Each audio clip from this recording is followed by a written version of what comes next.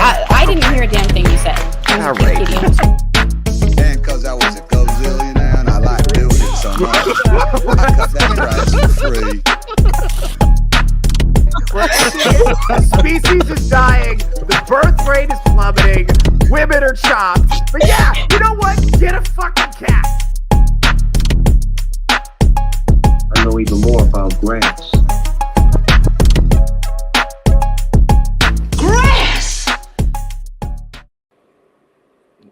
What's up, everybody? Welcome to Touch Grass with Theo Snodgrass. I am your intrepid host, Theo Snodgrass, comedian and podcaster out of Las Vegas, Nevada. Wherever you may be, thank you for making me a part of your day.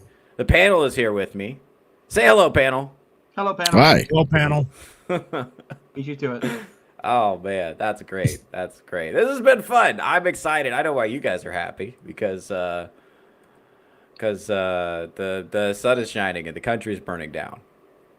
This is fun. I'm looking forward to it. Tell me before we get into the stuff that I'm paying attention to, and before we say hi to the chat, even I want to hear, what are you guys focusing on this week? So I want to see if I'm missing anything. World domination, working towards total control, but barring that, just trying to get ready for the holidays. Oh, right, those are coming up. I forgot. Oh shit. Oh, I have so much to do. Oh no. Okay, doesn't matter. We can. That's a future Theo problem. Present Theo just has to do this live stream. What about you, Iron? What are you paying attention to? Paying attention to basically a lot of the supposed conservatives, Republicans that are kind of doing more damage right now than the other side, preventing a lot of things from happening. Leading up to the midterms, we could be in a very sticky situation. Could be even worse than it was just a few years ago. So, something definitely need to get people's eyes on. You need to know, who your enemies are, even if they're, not who you'd expect. So, going to be focusing on that as far as politics, I guess. And then, that's about it. Holidays, try not to black pill too much, but it's hard. It's hard because there's a lot going on. All right, now, Arza, I want to draw attention. So you said you don't get any bitches from live streaming. Now, I will say my DMs are full. This seems like a skill issue. Go ahead. Anything else you're paying attention to? Well, I get no bitches for the same reason that a certain controversial man who recently destroyed Piers Morgan's career gets no bitches. I'm a chaste young man who's focused on actually important things. Based! And that's kind of what I've been paying attention to, Based. The conservative movement is falling apart because, oh shit, boomers are retarded. What's new? It's been that way for quite a while. And then because this is my first time having a big boy job, I'm focusing on not fucking that up since I've recently started doing things on my own. And we keep getting snow right as I have like a million things I have to do, ruining my work day. Yeah, dude. Snow. I forgot about that. Yeah, I forgot. What's that like? We haven't had any snow here in my area of Washington. Yeah, that's crazy. crazy. We had a light dusting, and then that's it. Oh, man, we that's had disappointing. like 3 or 4 inches of snow first thing in the morning. Everyone I was supposed to meet yesterday canceled our meetings, and then all the snow was gone by 2. It was safe to drive by noon. Like, why did I cancel everything? Can we still meet? They also know. Oh, man. Well, this has been fun. Okay, so since I kind of, there's a couple of different things I want to, maybe get into today. We're going to start on the Fuentes stuff because that's kind of hot right now. I wanted to show you guys a meme that I saw recently. I just saw this come across the timeline, and then I'm going to get into some other stuff. We're actually going to address the exact point that Arza brought up about being the whole chaste young man situation. We're going to bring that up as well. But first, I want to show this meme that captures the emotional temperature of the moment. And this will be, for those, I think for the audience, this will help give context to where the country is at. Go ahead. And we're going to hit play. Come on, Kakarot. Find a way. I entrusted everything to you. My pride, my promise, everything. I won't tolerate failure. Trespass into the domain of the gods and use that might to conquer Jiren. Do it, Kakarot!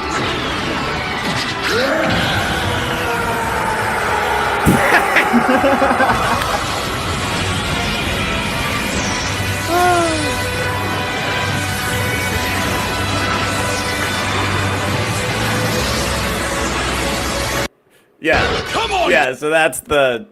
I think that. I think that's how a lot of people felt. I think a lot of people felt like this has been a long time coming. And it was really awesome to see somebody. Well, first of all, you know, we've known that Pierce Morgan was a pompous, vacuous moron for a long time.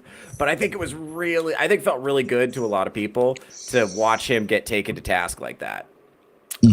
And to just be absolutely dominated, and to not even know. And I think one of my favorite part of the interview, watching it back, is how many of the jokes actually went over his head, or how many of the times that Nick was messing with him that he didn't notice. Like, that was a lot of fun. I think that was a lot of fun to watch. Yeah, it was fun. I watched his interview with Crowder, and he tries to kind of back to, well, he said this, but then I realized later, well, I think he was being sarcastic. You think? Yeah. And you didn't realize that. Somebody told you. No, Pierce, he was fucking with you. Yeah. And the best part about all of that is that's what happened to Gen Z. The reason why Gen Z men are so astronomically based right now is because of meme culture. Like most Gen Z men learn about per capita because we saw a bunch of memes. We know about the ceiling birds because of the memes. We know that Somali has an average IQ of 68 because of the memes.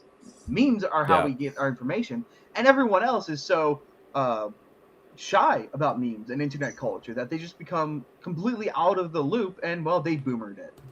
Yeah, I think the ideas spread really fast. Like, okay, I'm not gonna show these on YouTube because they feature a lot of clips of Bad Mustache Man, and that's a great way to get your shit, you know, suspended. But when that part where Pierce Morgan is like, oh, so you think Hitler is cool? What is very fucking cool about Hitler? And Nick's like, the edits? There's so many edits now that cut off right there and cut to like upbeat dance music and like clips of Hitler. And I gotta be honest, they're pretty funny. It's pretty funny. It's like, it's cool. And if you look at the way society looked at that period of history where you had really efficient, industrious leadership, that looks really good, I think, to people who look around and we see potholes, we see buildings that are decaying, we see people passed out in the street, doing the fentanyl lean. We see people, you cannot, every time I leave my house, pretty much, I see a homeless person passed out, vomiting, taking a shit, taking a piss, something like that. It's like, and this is like, and I live in a pretty nice city, you know? It's like it's just like, I think people look around and they see garbage and dog shit and shitification, if you will. And then they look to the past. That's why it's easy to idealize the past. I think that, especially if you're only looking at the aesthetics. So I get that. And I think people are really frustrated with a current generation of leadership that refuses to tell the truth about reality. That's where I think the Pierce Morgan thing was. And I think that's a big thing with Gen Z, because they were born in it. Yeah. They've seen it. This is all they know. So they don't, we have good times and bad times. It'll straighten itself out. No, they've only seen this and only seen people on TV telling them they're crazy when they say, well, this sucks. Why don't we do something about this? There's nothing wrong with this. In fact, this is good. What's wrong with you? Yeah. Well, can you tell me a single area where my life is better than your life was when you were 21? I can't buy a car. Not fucking one. I can't afford college. I have $100,000 of student loans. I'm fucked. I will never own a house. Odds are I'm going to get murdered on a subway just trying to get to my job while people are getting let out on cashless bail. I'm going to be denied opportunities because you're never going to get a promote. If you get a job, you'll never be promoted. Yeah. Well, what value is there? I mean, the worst part is Gen Zers can look at society and be like, the actual question, would we have been better off if he won? That is a thought that Gen Zers actually can entertain, because that's wild, dude. So bad right now. Yeah. And here's the thing. That's This is what we're talking about. So let's bring this up because this is gonna let's bring this up. So I want to address the Chase Youngman situation from Piers Morgan's show because we had a very irritating moment. There was that moment, of course, where they had this prolonged discussion and Piers taunted him because he doesn't know how to get laid. And then there was another panel discussion where, anyway, I'll just show it because it's frustrating and I don't want to describe it. But this is from the panel discussion following. And hold on, we're going to go ahead and blow this up. So this guy, Andrew Wilson, is going to try to make a point, and then Piers Morgan is going to say, we scanned the entire transcript and we didn't find Nick making that point. And then this is going to be the actual clip of Nick making the point that Piers Morgan is pretending it doesn't happen. Okay? This is going to happen. So just watch me. Just watch what they're doing. Been through the whole transcript and he never uses the excuse. We've just been through the whole transcript and he never uses the excuse that you may have heard him do it elsewhere. He talked about clergy, whether women should be allowed to be clergy women and so on, and obviously they can't under the Catholic Church doctrine. But he never uses it. He never says his celibacy is for religious that's his reasons. Primary view. His primary view is he's supposed to wait until marriage. Watch how smug they are. Watch how smug they are. That'll make this video better if you absorb how smug they are. Go ahead. That may be his view, but he didn't express that view in my interview. Is the point? We've just checked the transcript. And Andrew was just saying, "Oh, I have the quote, and there's no quote." Well, look, it may look. I can't rule out. He hasn't said it elsewhere, and it may be Andrew's heard him say that before. I'm just saying, in my interview, he doesn't. Sometimes on TV, we can just say, you know what, I made a mistake. It's okay to be like, yeah, I got it wrong. I may have heard it elsewhere. It's not yeah. I tell my followers to get married all the time. I tell them that it's best for everybody to get married. And I think that's the only way that you can have sex. I think that's the only licit way as a Catholic, as you know, to have sex is within marriage. Why don't you get married? I'll get married. See, that's him saying the exact thing that they said he didn't say over here. That was him saying the exact thing they said he didn't say over here. Can you believe the audacity here for him to team up with Harry Sisson and all these other Democrat talking heads so he can fight against Andrew Wilson in a clear 4v1? Yeah, and this is, I'm telling you, what's crazy is to say we scanned the entire transcript and he didn't say it. And Piers still believes that's true because I watched the following show. Now I'm watching Piers Morgan. Now I'm a regular Piers Morgan viewer. Do you see what the country's doing to me? I never wanted to be a regular Piers Morgan viewer. I didn't think about that when I was growing up. I was like, wow, I really hope I get to watch this guy's pompous British guy talk about politics for 2 hours for every day of my life. I didn't want to do that. That's not what I dreamed about when I was a kid. And now I have to do it because he's just lying every day. And he comes back to the next episode and lies about it. He comes back the next episode and continues to lie about it, even though the correction is literally posted in the replies. He could just scroll down and see that he was lying, which leads me to believe he's doing it on purpose. And this is why Gen Z is fascism curious. This is why, because they're tired of being lied to, okay? And electing J.D. Vance as president is not going to fix it. Anyway, let's see Steven Crowder attempting to address this issue, because I think we all agree Steven Crowder did a pretty good job, and the clip is relatively short. Go ahead. All I know, Theo, is you watching and being a Piers Morgan regular is more still a personal choice. I've been able to avoid being a viewer of Piers Morgan, aside from a clip here and there, but that's it, and that's only to make fun of him. See, so it's still a personal choice. I almost became a Piers Morgan viewer, and then I realized he's a raging idiot, and the only time he has anything of value to say is when Nerdrotic or Critical Drinker is the one saying it. Yeah, that's what's so frustrating is every once in a while, like he is like right about certain things, but when he's wrong, it's just IQ gated. Like it's just IQ gated, I think he's actually just too stupid to understand what he's looking at.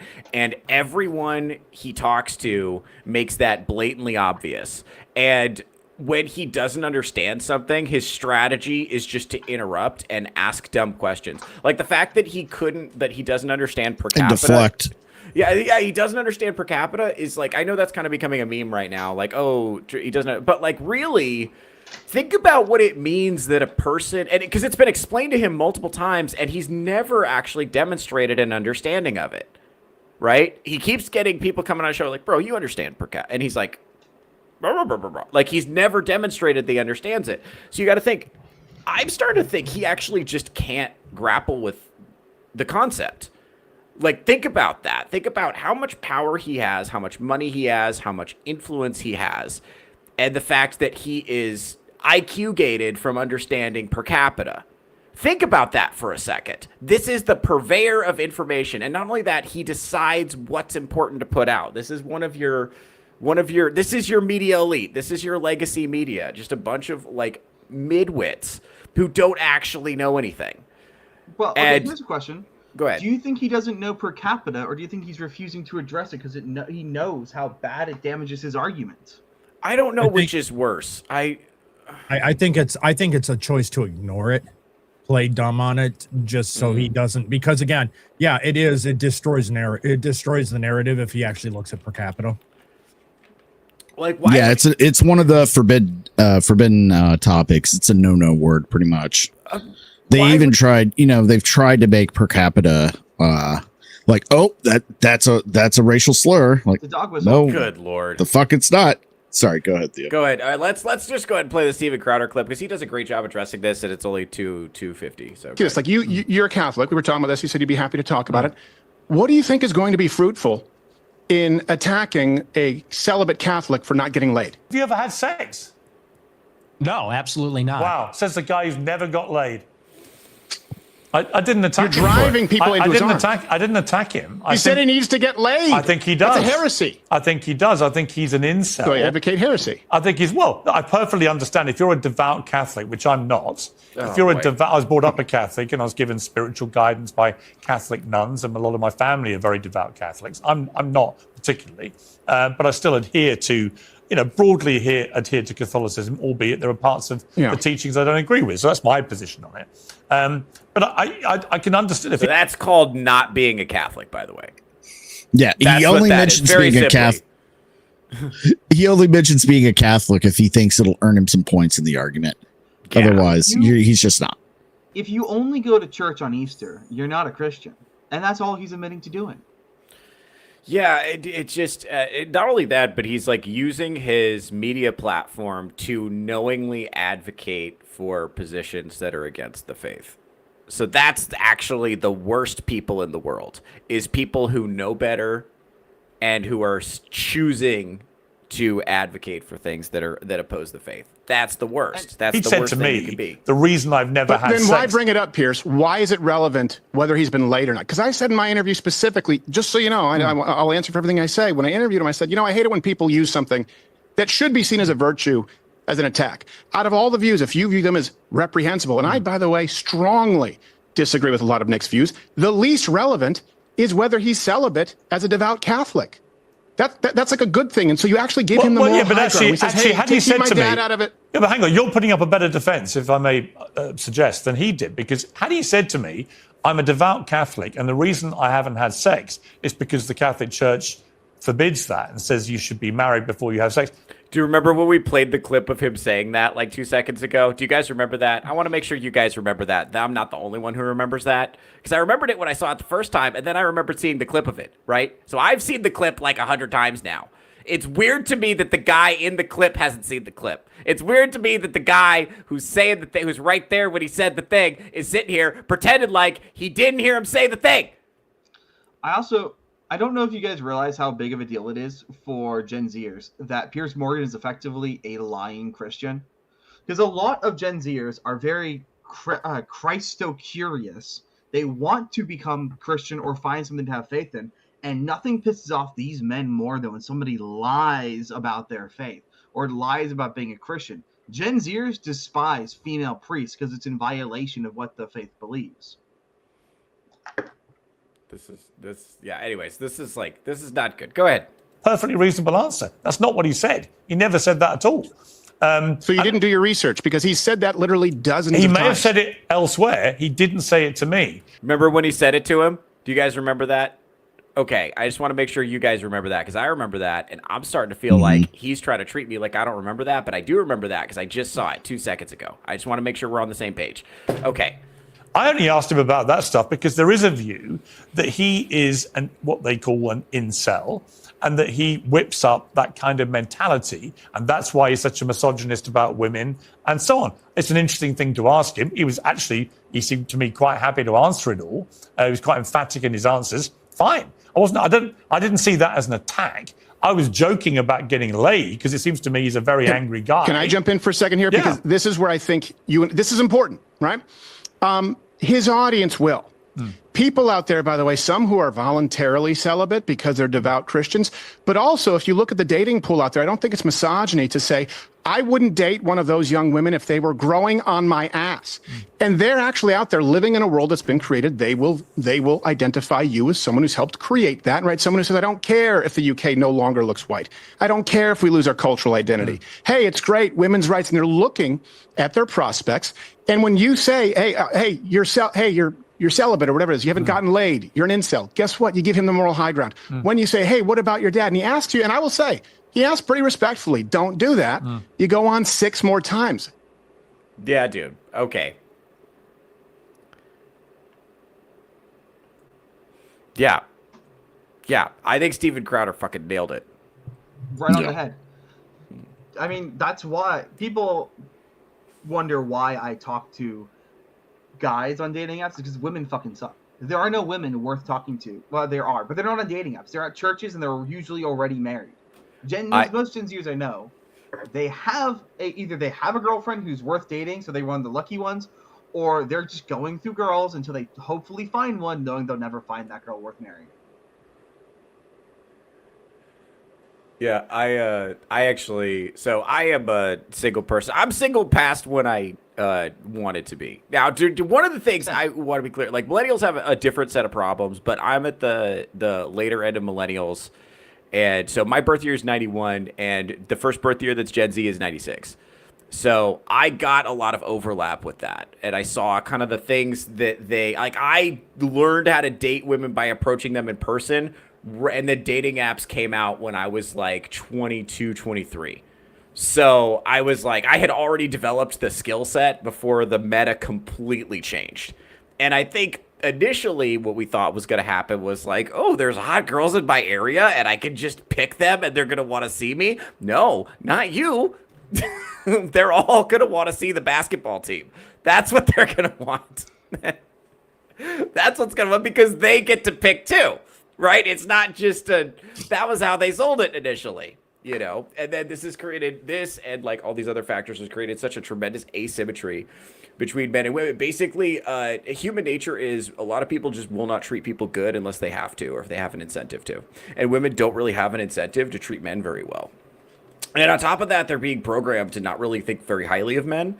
And, men are constantly, they're going through this period where basically the way that they natively approach the world is explained to them. That's wrong, kind of like in the school system. Your curiosity, the way you're energetic, the way you're argumentative, that's all stupid and wrong. You shouldn't do that. That's not a good thing. So, what's interesting is all of these societal metrics we have to determine who's a good citizen are stuff that women do better. It's like who sits down the best, who shuts the fuck up the best, who repeats the information that I just said to you back to me the best, who can memorize the party line and uphold it the best, right? That's the stuff you learn in the school system, and that's where you give out the good grades, right? And who can tattle the best. And who can tattle the best. Tattling is literally one of the most rewarded traits. Yes. Like, this is, go ahead. I mean, you go back to the late 80s, early 90s. So I started elementary school in the very 89, I think, was when I went to kindergarten. But through the beginning of the 90s, tattling was very frowned upon unless it was a serious thing, even with the teachers. Gradually that got it started being rewarded, even for the most minor of offenses. I heard so-and-so say something to so-and-so. Like, that used to be considered gossip, and now you're just trying to be a tattle. Go sit down. Now it's, thank you for telling me that. Let's get their parents in there and straighten this young boy out. Well, it's not just. It's not. And what happens when you start rewarding that kind of behavior? Oh, kids start making shit up, or they start looking for even the smaller and smaller issues. They start embellishing. Well, it's one of the leftist virtues, though, of the leftist faith is tattling. Yep. Even on their own congregation, if they're not meeting to the standards and they're sleeping, and then it's ostracized, and then they get excommunicated, and then they all gang up on their own people too. That happens quite considerably, but it all stems back. Yeah, it's right out of 1984. Hall monitors and tattling, if you will, or calling or actually reporting on someone else. And I'm sorry, any ladies in the audience, don't get offended, but you probably will, so fuck it. Shout out to the 4%. We love you. Tattling, is a kid or even adult in a work situation, and if you look around to tell a little bit of a spicy joke, you're not looking for different, you're looking to see where the women are at. Right. But hey, guys, the 4% is represented in the chat. Kayla wants everybody to know she has a friend who's 5'10". So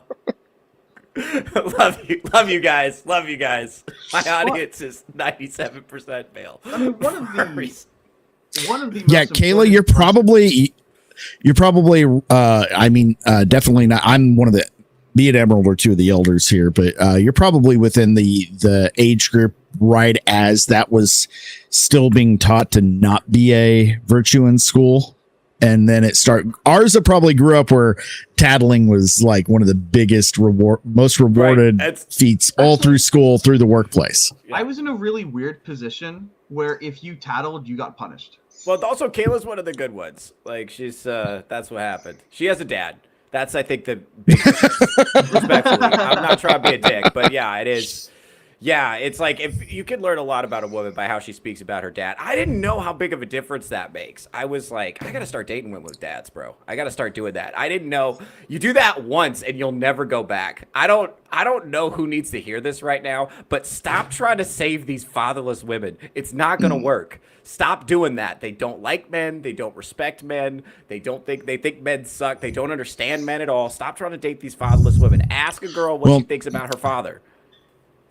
This is one of the problems, though. A lot of women do have fathers. They've just been taught, probably from late high school through college, to hate them.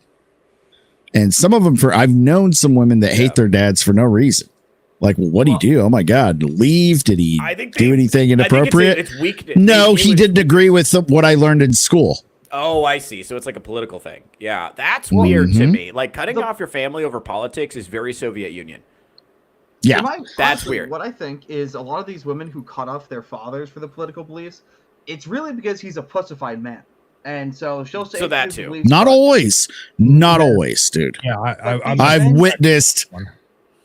Of course, not always, but the perception I get from a lot of these men, a lot of these women who have cut off their fathers, because the father wasn't present or strong enough to instill values into her. Because a good father can instill values that protect her from the values of the cathedral.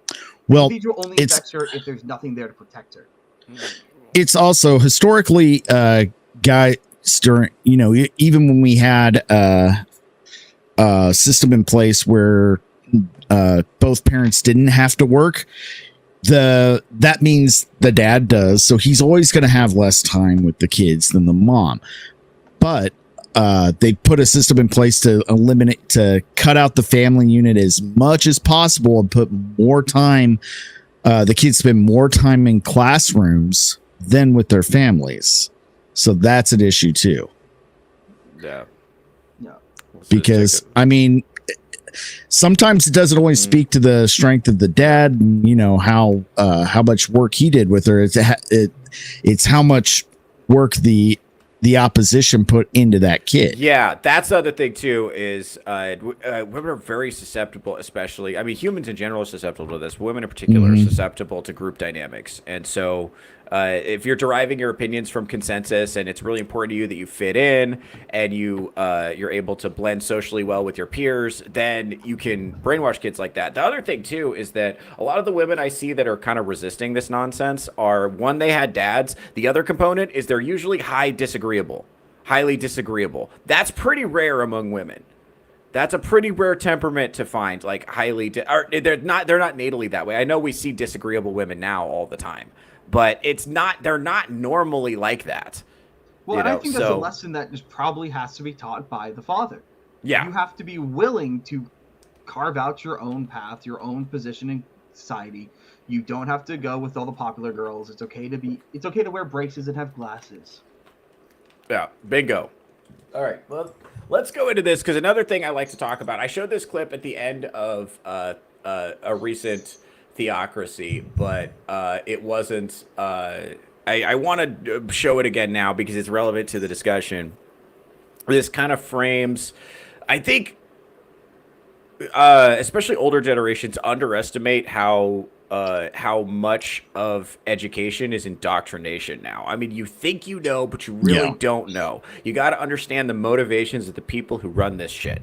So here is, this is a, let's see, what is this? Let me pull it up on the screen so you guys can see it too. This is a state senator from somewhere, and she said diversity, equity, and inclusion in K through 12 settings. And so we're going to go ahead and hear from her about what she thinks the priorities are for education. Go ahead.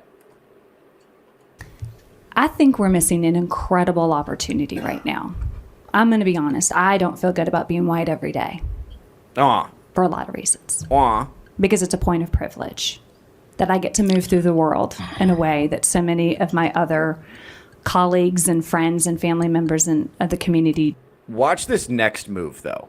That is, so first we have the virtue signal. But then the real question is, how can she go from virtue signaling to also being a victim at the same time? Because that would give her the ultimate power. Let's see how we can do that. She looks magnanimous with the virtue signal, but she also needs to be a victim. How's she going to do that pivot? Let's find out. Don't get the privilege to do. And I'm just a female, but just a woman, just a white girl. woman. Oh my God! If I was a white man, I would be functioning from a point of an even greater privilege. I think. Man, I love I'm just a girl. I love the male privilege of not qualifying for any scholarships. Yeah. I'm just a poor white woman stuck in a leadership role in education. How did that happen? Yeah. Again, I go back to the whole point that we need to end this public school system. Yeah. And when it gets brought back to the down to the local, I'm one when it comes to the educational system that there shouldn't be sports in school. I don't think there should be all of this arts and stuff. It should just be straight down the line to become a productive member of the society. If you want to play sports, then an intramural after school. If you want to do, they could have outside elective, right? But not paid for by the school, not employed by the school. No, more like Little League baseball with sponsorships from local businesses and stuff. That's actually been an argument even a lot of teachers have. Now, I have to defend teachers a little bit. I have some personal relationships with people who have been in the education system for a long time. Not all of them are like this. There are a lot of them that absolutely hate this bullshit, and they're just stuck. The inner politics in the public school system is insane. Oh, and the state she's in is Kentucky. Yeah, so she's a state rep in Kentucky, I think. So she's in state government at a relatively high-ranking position. I mean, so indisputably a position of power, privilege, and influence. And so Kentucky was the first state to certify their vote for conservatives in the 2024 election. Wow. But this is still what their state house looks like. Yes, well, and so bear in mind, we haven't even gotten to her point yet. So before she makes her point, she wanted to make sure to take time to do an appropriate virtue. Say, I don't feel good about being white every day. She's just groveling, right? So she has to do the appropriate grovel, the appropriate virtue signal. By the way, this demonstration of piety in public, this is what the Pharisees were doing that upset Jesus so much. was signaling their religious virtue in public to gain political power and influence. This is what Jesus got so mad about, right? It's just we just don't notice it because a lot of people still don't think about wokeness as a religion. But if you do, I think it makes a lot more sense just from a human behavior perspective. All right, let's see what her, because she hasn't even said her idea yet, right? She's establishing her credibility of why you should like her idea by emotionally priming the conversation with a virtue signal. And then she's first open with a virtue signal, open with the grovel. Then she establishes her status as a victim, right? Despite the fact that she's in power, right? She's speaking into a microphone in the some government, I don't know, whatever their governing building body thing is that they meet in. But she's like, you know, an important person. Now let's figure out what her idea is. Go ahead. Missing an opportunity when kids have a moment to reflect about how the color of their skin does and does not allow them to move through the world. Running to them and trying to stifle that and trying to say you shouldn't feel bad, so we don't want to ever expose you to something that is going to make you have to pause and have maybe some internal feelings. It's a missed opportunity for some really good dialogue. You see that? We're missing an opportunity to make children worry and be obsessed about their race and see everything in terms of kindergarten. Race. In kindergarten, we could have kindergartners could be racially obsessed, and we're missing that opportunity, guys. We don't have enough kindergartners who are ruminating on the role of race in society. By the way, asking children to ruminate on the role of race and society is how we got the Generation Zyklon. That's how it happened. That's where white identitarian politics came from, because all the high IQ, young, creative, energetic men ruminated about the role of race in society, and they came to different conclusions than you did. It turns out they came to conclusions that serve their self-interest. People like this told me that it was my fault for slavery, my fault for racism, my fault for high crime rates and per capita bullshit. And then I'm like, okay, so we're going to be nice and we're going to be easy. We're going to let you do whatever you want to do. If you want to set a woman on fire in a train, we'll let you get out of jail with no consequence. It's okay. We'll give you a stern talking to from a social worker. Kayla's got a good comment in the chat, and that's exactly right. This is exactly how you create a racist society. Exactly. To quote my favorite based individual from any movie, that's a bingo. All right, let's see. Wait, hold on, guys. Let's be fair. Let's let her finish. I'm sure she's got something else to say. Go ahead. It's not about making people feel bad about being white. I think it's about. Bear in mind, she did say at the beginning. You sure about that? Bear in mind, she said at the beginning of the day that she feels bad about being white. That was the very first thing out of her mouth was she feels bad about being white. But she wanted to reiterate, it's not about that. People feel bad about being white, even though that's a central tenet of the religion I'm practicing. I'm not going to bring up race into this. This is not about race, but I am going to talk about race. It's like, do you see what I'm talking about? Do you see what I'm fucking talking about? It's like, so if you are I look at the data. I have some viewers on my channel who are over the age of 45. Not many, but a few. But if you're over the age of 45 and this sudden hard right turn, or if you watch my show, probably not, but if this sudden hard right turn is surprising to you, imagine if this was your who was setting your education policy. Imagine if this is what was going on. It's like, where would you end up? So it's like, if people are wondering, it's like, wow, why does Nick Fuentes have a legion of followers who feel like he represents them? It's this shit. Anyway. Acknowledging the historical privilege that white people have always had in this country. Oh, yes. Which I don't know that anybody in this room in good conscience could argue exists. And still exists. You see what she's saying? She's establishing consensus. She's establishing an artificial consensus. You'll see this anytime you hang out with leftists in a group setting. They'll just say out loud, "I can't stand Marjorie Taylor Greene," or "Oh, well, Black lives of course matter," or "I was at the protest. Weren't you at the protest? I was at the protest." It's like being at the Capitol in the Hunger Games. They're just all like there's a bunch of aristocrats signaling how in touch they are with the issues of oppressed people. It's only aristocrats who behave this way. Actual poor people are like, where am I going to get food? You know what I'm saying? Like how am I going to avoid crime? How am I going to avoid getting victimized by one of the mentally ill people who wanders the streets? That's what poor people are thinking about. This is an aristocratic luxury belief that she's practicing here. Well, here's the other funny thing. A lot of these people, especially the Gen Zers who tout this line, the Gen Z women who are not worthy of dating, they think they're poor.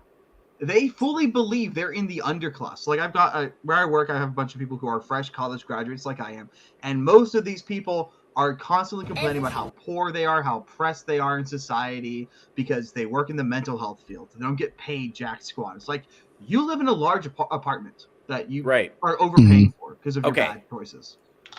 Yeah, well, let's talk about this too. Or their parents are overpaying for because of their bad choices. Yeah, so I'm actually gonna hide this on screen for a second. I'm gonna hide my screen for a second. Beep, beep, beep. All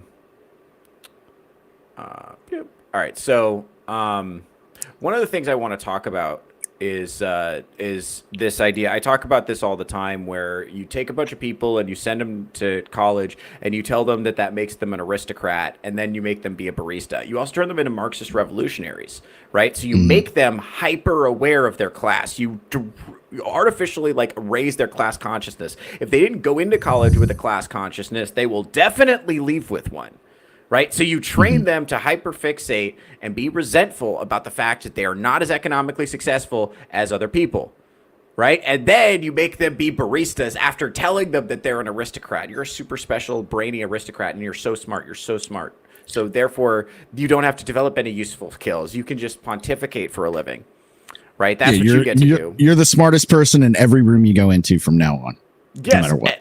And then when they go into the real world and reality does not reflect that, they start to get antsy about it. And we did that. So this is why we created. This is where this sudden push towards populist socialism comes from. And this is why everyone thinks they're poor because or everyone on the left thinks they're poor because they don't really give a shit about the poor. They think they themselves should have more, and they think that's why they think billionaires are bad because billionaires have more. It's that's why it's so important that they tell you Elon Musk is not smart, is because if Elon Musk is smart, then the society is meritocratic and his benefits flowed to him because he earned them.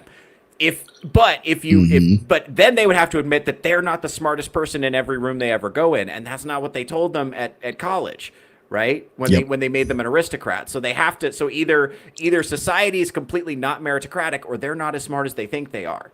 You know, so, and they don't want to settle with that. So this deep internal cognitive dissonance turns into rabid hatred for anyone who has more than them. Just like a rabid, bloodthirsty, envious hatred. Let's also forget that all these guys now, another thing, just on the race, real quick, Ars, and then I'll let you go. One thing that's undeniably true is when you take a group of kids from different backgrounds, you put them all in college, they're all going to come out more resentful and focused on race than they were when they went in.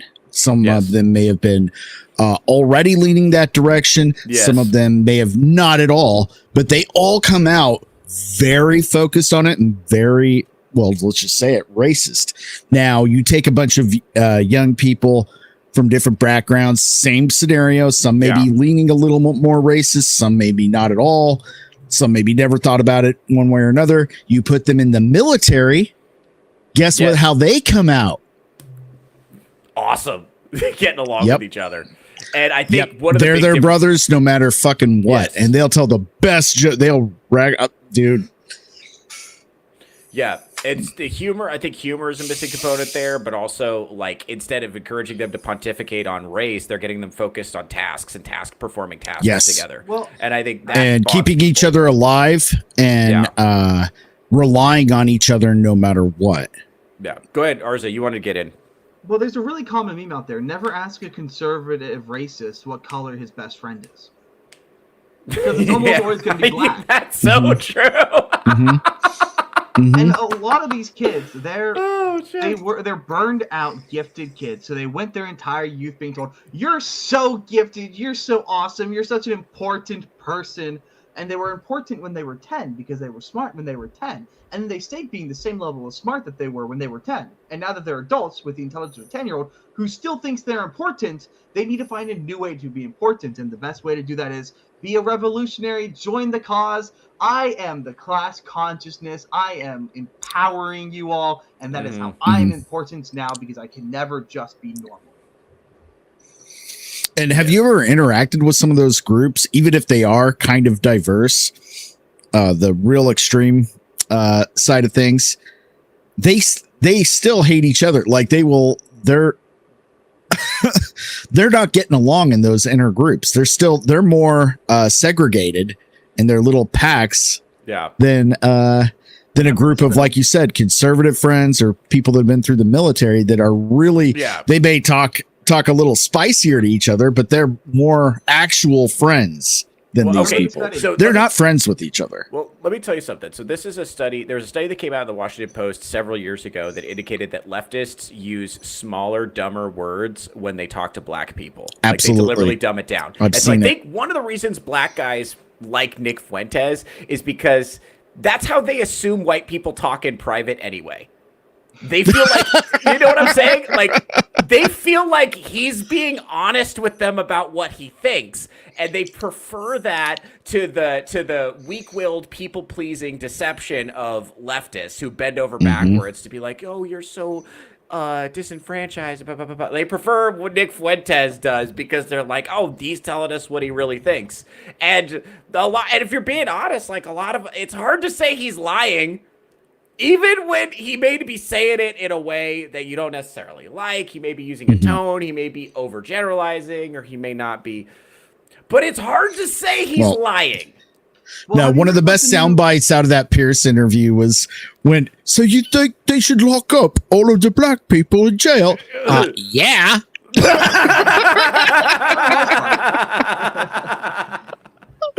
I mean, have you guys heard of the new trend amongst Gen Z black men?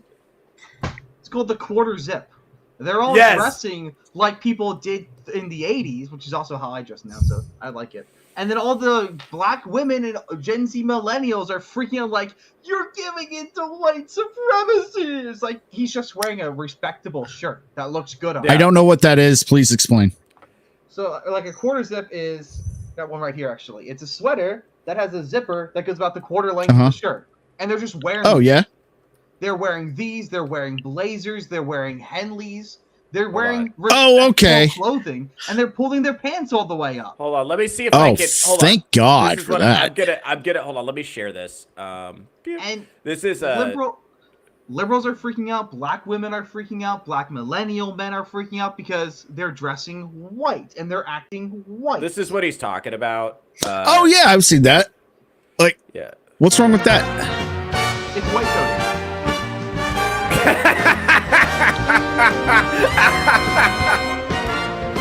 Yeah, this is the gist of it.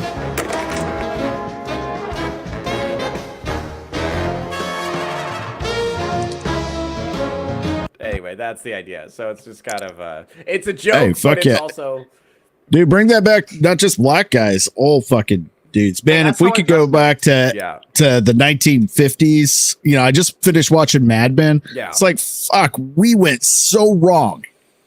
Yeah, we lost a lot. I know the way we treated our women on our blacks and the way we dress. I was just mainly just the way we dress, especially back workplace sexual harassment. That's what I say. Know what? Nobody wanted to get rid of all the harassment. People wanted to stop people like Emerald from harassing people. I was always going to be fine to harass people. I have never had a problem with it. I can continue. Well, go ahead. I'm sorry. I'm sorry, that was it. I was done with that model. I was just gonna say, stop attacking my quarter zip sweaters I have. I love those things. My only issue is my beard gets caught in the collar because they're so high collared. All right. Anyway, let's go ahead and watch this. So anyways, this was meant to bounce off the education thing. So this is what this is in Australia. So they're part of the Anglosphere. It's different culturally over there, but they're dealing with a lot of the same stuff, where they're dealing with the fact that they live in a country where there's a history of European colonization. And by the way, thank God, that's why there's a civilization there. But this is what they're doing in the education system. So we're just going to let it play and then go for it. Go ahead. We were just talking about Reconciliation Week. So reconciliation, I think, is kind of their version of reparations with the Reparations. Aboriginals. Yeah, so it's their kind of attempt to make reparations to the Aboriginals. Go ahead. And what did you say, Evie? This caption, by the way, for the audio-only listeners, this caption is, my 3-year-old was really upset to learn about the history of Australia. I had to take her color-in sheet away in the end as she couldn't stop looking at it and getting upset. So I'm assuming that the mother of this child must be some kind of millennial white woman, I would assume. Go ahead. Mummy said that I was the white people and I didn't want to. Don't want to be the white people. And I want to be the brown skin people. Yeah, but we're trying to make it better, aren't we? So yeah, it shows you they can't really hear. She's saying she heard about the white people, and she doesn't want to be the white people. She wants to be the brown-skinned people because the white people are bad. Go ahead. Yeah, and the white people took everything away, like The white people took everything away. children, babies. Like children and babies. Away from them. Away From the Aboriginal people. Yeah. But now reconciliation is about making friends and trying to fix it, isn't it? Yeah. And that's good. Not exactly. I'm still upset about that white skin. Yeah. Well, Wow, she's upset about that white skin. Oof. we didn't And this do is it why with that people before. Go ahead.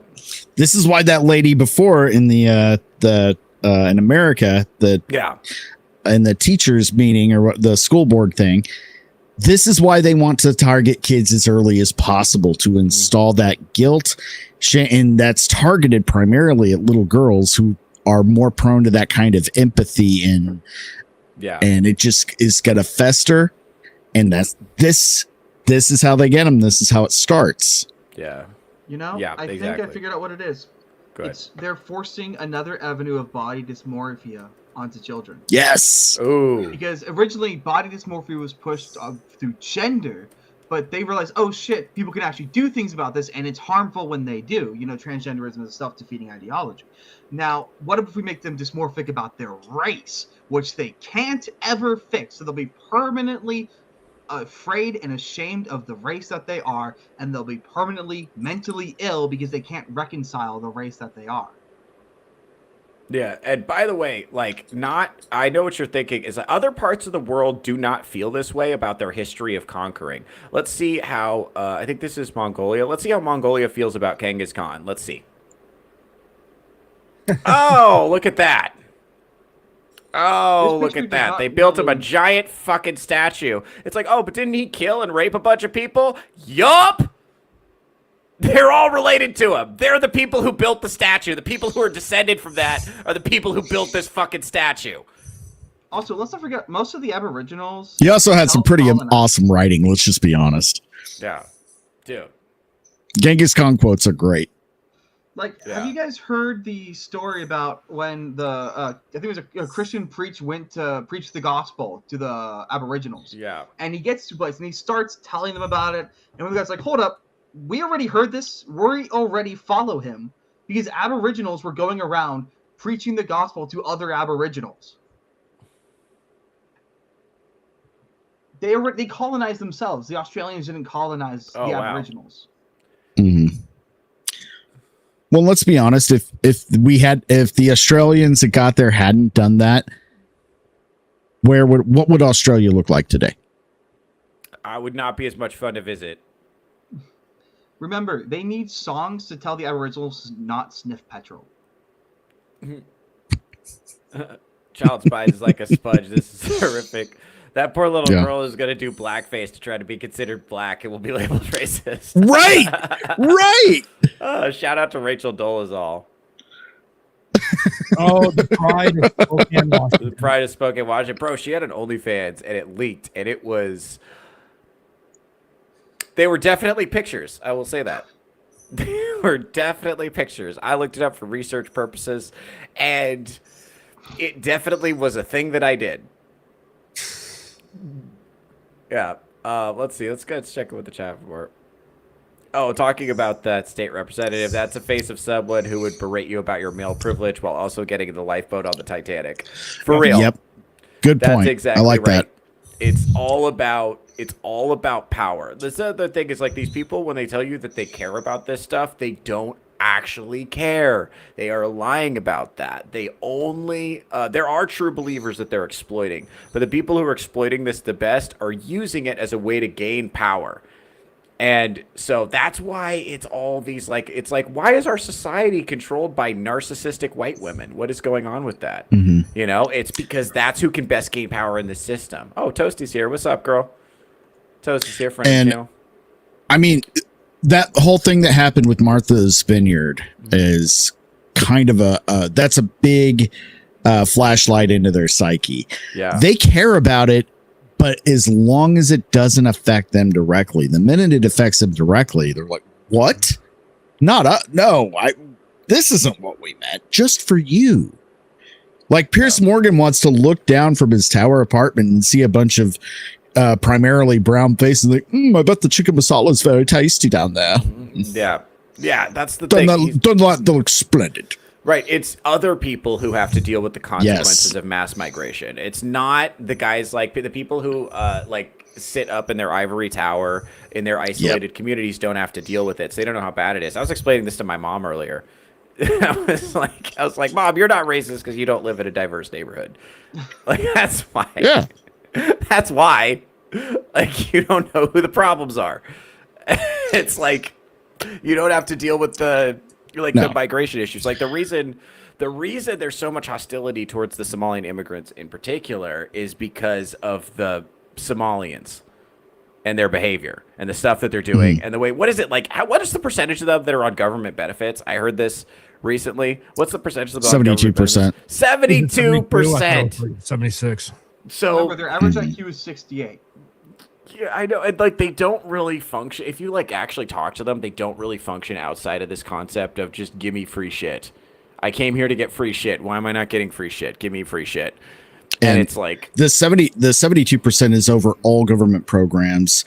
The ones that are not working, collecting full assistance is 88. Oh fuck. Yeah. So what is? I'll look and see if I can find that. Why are we bringing them in then? At that point, what is that? And why are we putting them in a specific area in a swing state? Yeah, that's super weird. Putting them right there in a clustered area of a certain state with certain people in power that'll enable it. Yeah, it's and then immediately get Ilhan Omar elected. Yeah, that's the thing. And if you notice it, then you are an evil, bad racist. That's the problem. If you notice it, you're one of the evil, bad people. And this is why Gen Z has elected their noticer in chief, and his name is Nick Fuentes. That's their chief noticer. This is why they think. This is why they feel represented by him. Too is the point. You got to drive this home. This is all exists in a larger cultural context, and in order to understand it, you have to actually be comfortable learning information that feels icky. And you have to acknowledge facts about reality that feel not good. And that's very hard because a lot of the people who hold power now are women. And if you want want to talk to women about reality, you have to use baby talk. You have to be like, hey, like you can't talk to them about reality. Because but I don't want that to be true. I'm going to vote for that to not be true. Okay. But that's reality. You can't vote to change reality. That's not how things work. Mm-hmm. You can't change reality through the power of friendship. Like if you talk to women, and I mean this in I mean this in the kindest way. But if you talk to there's a part of every woman that genuinely believes that she can tame wild animals with the power of friendship. Every woman believes this. If you talk to them for long enough, they see an animal, no matter how wild and how dangerous. They're like, it's cute. I bet if I hugged it, I could take it home. And it's like, no, you can't. You can't do that. And listen, sometimes they were right. Do you really think taking home a wolf puppy and raising it in the cave was a man's idea? No, it wasn't. It wasn't. Do you think the reason when cats started hanging around? Okay, cats. Give me cats. Okay, when cats I'll give you started hanging cats. around, who had the idea we should leave our trash out so that more cats come? Think that was a man who did that? That's got woman written all over it. Okay. Not to take away the small win you're trying to give women. Cats weren't domesticated; they self-domesticated. Humans didn't do anything to domesticate them. They chose to do it, and then humans like, "Oh, you're eating all the mice? Fine, I guess you can stay."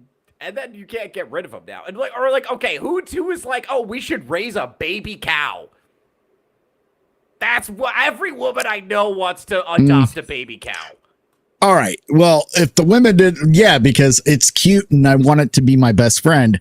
Men are like, I bet that tastes awesome. Yes, it's the usefulness of the animal where they deviated. I think the women were like, let's bring it home. And the guy was like, hold on. Wait a minute. That's why dogs do stuff. That's why cats do stuff. Like cats perform a function. It's just the mechanism of keeping them around is different. Like that's what I'm saying. It's like there's a function to that. But if you put a person with the instinct that I could hug a bear and it would be tamed and I could take it home with me, which, by the way, even rational women believe things like this down in the core of their being. They believe it emotionally. And remember, women cannot process information in the form of generalizations. Even smart, high IQ women struggle with this. Like there's this meme on Twitter, the feminine urge to respond to data with a personal anecdote. They literally can't help it. It's even smart women will be like, nuh-uh, I have a friend who's 5'10". Like they literally have a hard time. So if you put people who cannot really grapple with generalizations very well and believe that through the power of friendship you can tame wild animals, you get Somali mass migration, and you can't talk about it. You can't talk about why it's bad because they're going to be like, nuh-uh, we just haven't used enough friendship. We just need to use more power of friendship. We need to hug them more. Again, this is the same group of women that'll take the bear over the man. Yes. Yes, they will take the bear over the man, but they will not fuck, dude. It's bad. And so it's like, but in order to have these conversations, you have to be willing to be honest about things that are difficult and uncomfortable to say. And these are, by the way, these are realities of human nature. These are not like mean facts that I made up. Okay, these aren't mean facts I made up to make women feel bad. That's not what happened. Like, there are plenty of those on this show. That's not this one. Like, this is just how humans are. And if you make policy around the idea that, if you make policy around ideas that don't fit with human nature and you put yourself in competition with reality, reality's going to win every time. It's this competition with reality thing. That's, I think, where people are getting fucked up. Is like we're trying to just, I don't know. And by the way, so Arza brought up a point earlier that we were talking about how unpalatable Gen Z is finding women when they date. And we got a lot of things. We got a lot. We always got a lot of information on that. But one of the things they always get told is go date women who go to church. Go date devout religious women. And there is a problem with that, which is that those women are usually garbage too. And I'm going to demonstrate that right now. Go ahead. This is Lila Rose, who is a friend of the channel, and she is mostly known for her abortion advocacy. Oh, Kayla doesn't have TikTok, so she's not familiar with the man versus bear discourse. That's okay. Well, I think we discussed that on the show at some point, but I think it's before she started watching, though. Anyway, so this is a clip from some podcast Lila Rose was on where she's talking about dating and how she met her husband. Let's see if you can notice the part that's annoying. Go ahead. I think it really depends. Is the man really interested, or is he maybe interested? If he's maybe interested, I think a coffee date can be more appropriate. If he's really interested, he should go for the dinner date. Why waste time with the coffee date, in my view? Go for the dinner date. And what do you have to lose? You have to lose that it doesn't work out. But if it does work out, it's a way better story. I mean, like, I'm grateful that my husband put it on the table and he was like, do you like the opera? Let's go to a scandalous opera. And then it was Carmen. It wasn't supposed to be scandalous. Okay, this part is fine. I don't agree with that. Go on coffee dates for every single one. Every single first date should be a coffee date. You shouldn't do anything else. You don't Every really single- buy in. It's renting to own. You're buying in. It's a job interview. There's many different ways to look at it, but that initial is you're first getting together, your first meeting. It should be a less stressful. It shouldn't be a huge commitment financially from either party. Yeah. It's a first time you're really kind of hanging, and it may be even if you've known the person, this is your first time more in the intimate setting of a one-on-one. Yeah, but yeah, and you don't know if you're interested yet. You need to sit down and have a serious conversation with this person. It doesn't matter how good she looks. It doesn't matter how much cool shit it doesn't matter how based she is. Doesn't matter how cool her like racist memes are. It doesn't matter. You don't know if you're interested yet, Arza. Just because that girl sends you Hitler edits doesn't mean she's the one for you. Okay. If she's not the one for me, I don't know who is. All right, let's see if we can find the next annoying part, because this does get extremely annoying before the end, I promise. But it's just like moderately annoying right now. It's kind of a slow build, this video. Okay, go ahead. But our first date was actually dinner, and it was a lovely dinner, and I'll never forget it. Right? But someone else set it up, right? No, Or you told them not to block- you told- We okay. went. So what was set up was my brother setting up this group get together that okay. my husband and I went to before we were married, and we hadn't met each other yet. But the opera was like 5 weeks out, so it's kind of funny because I'm like, you're making a date for like 6 weeks out.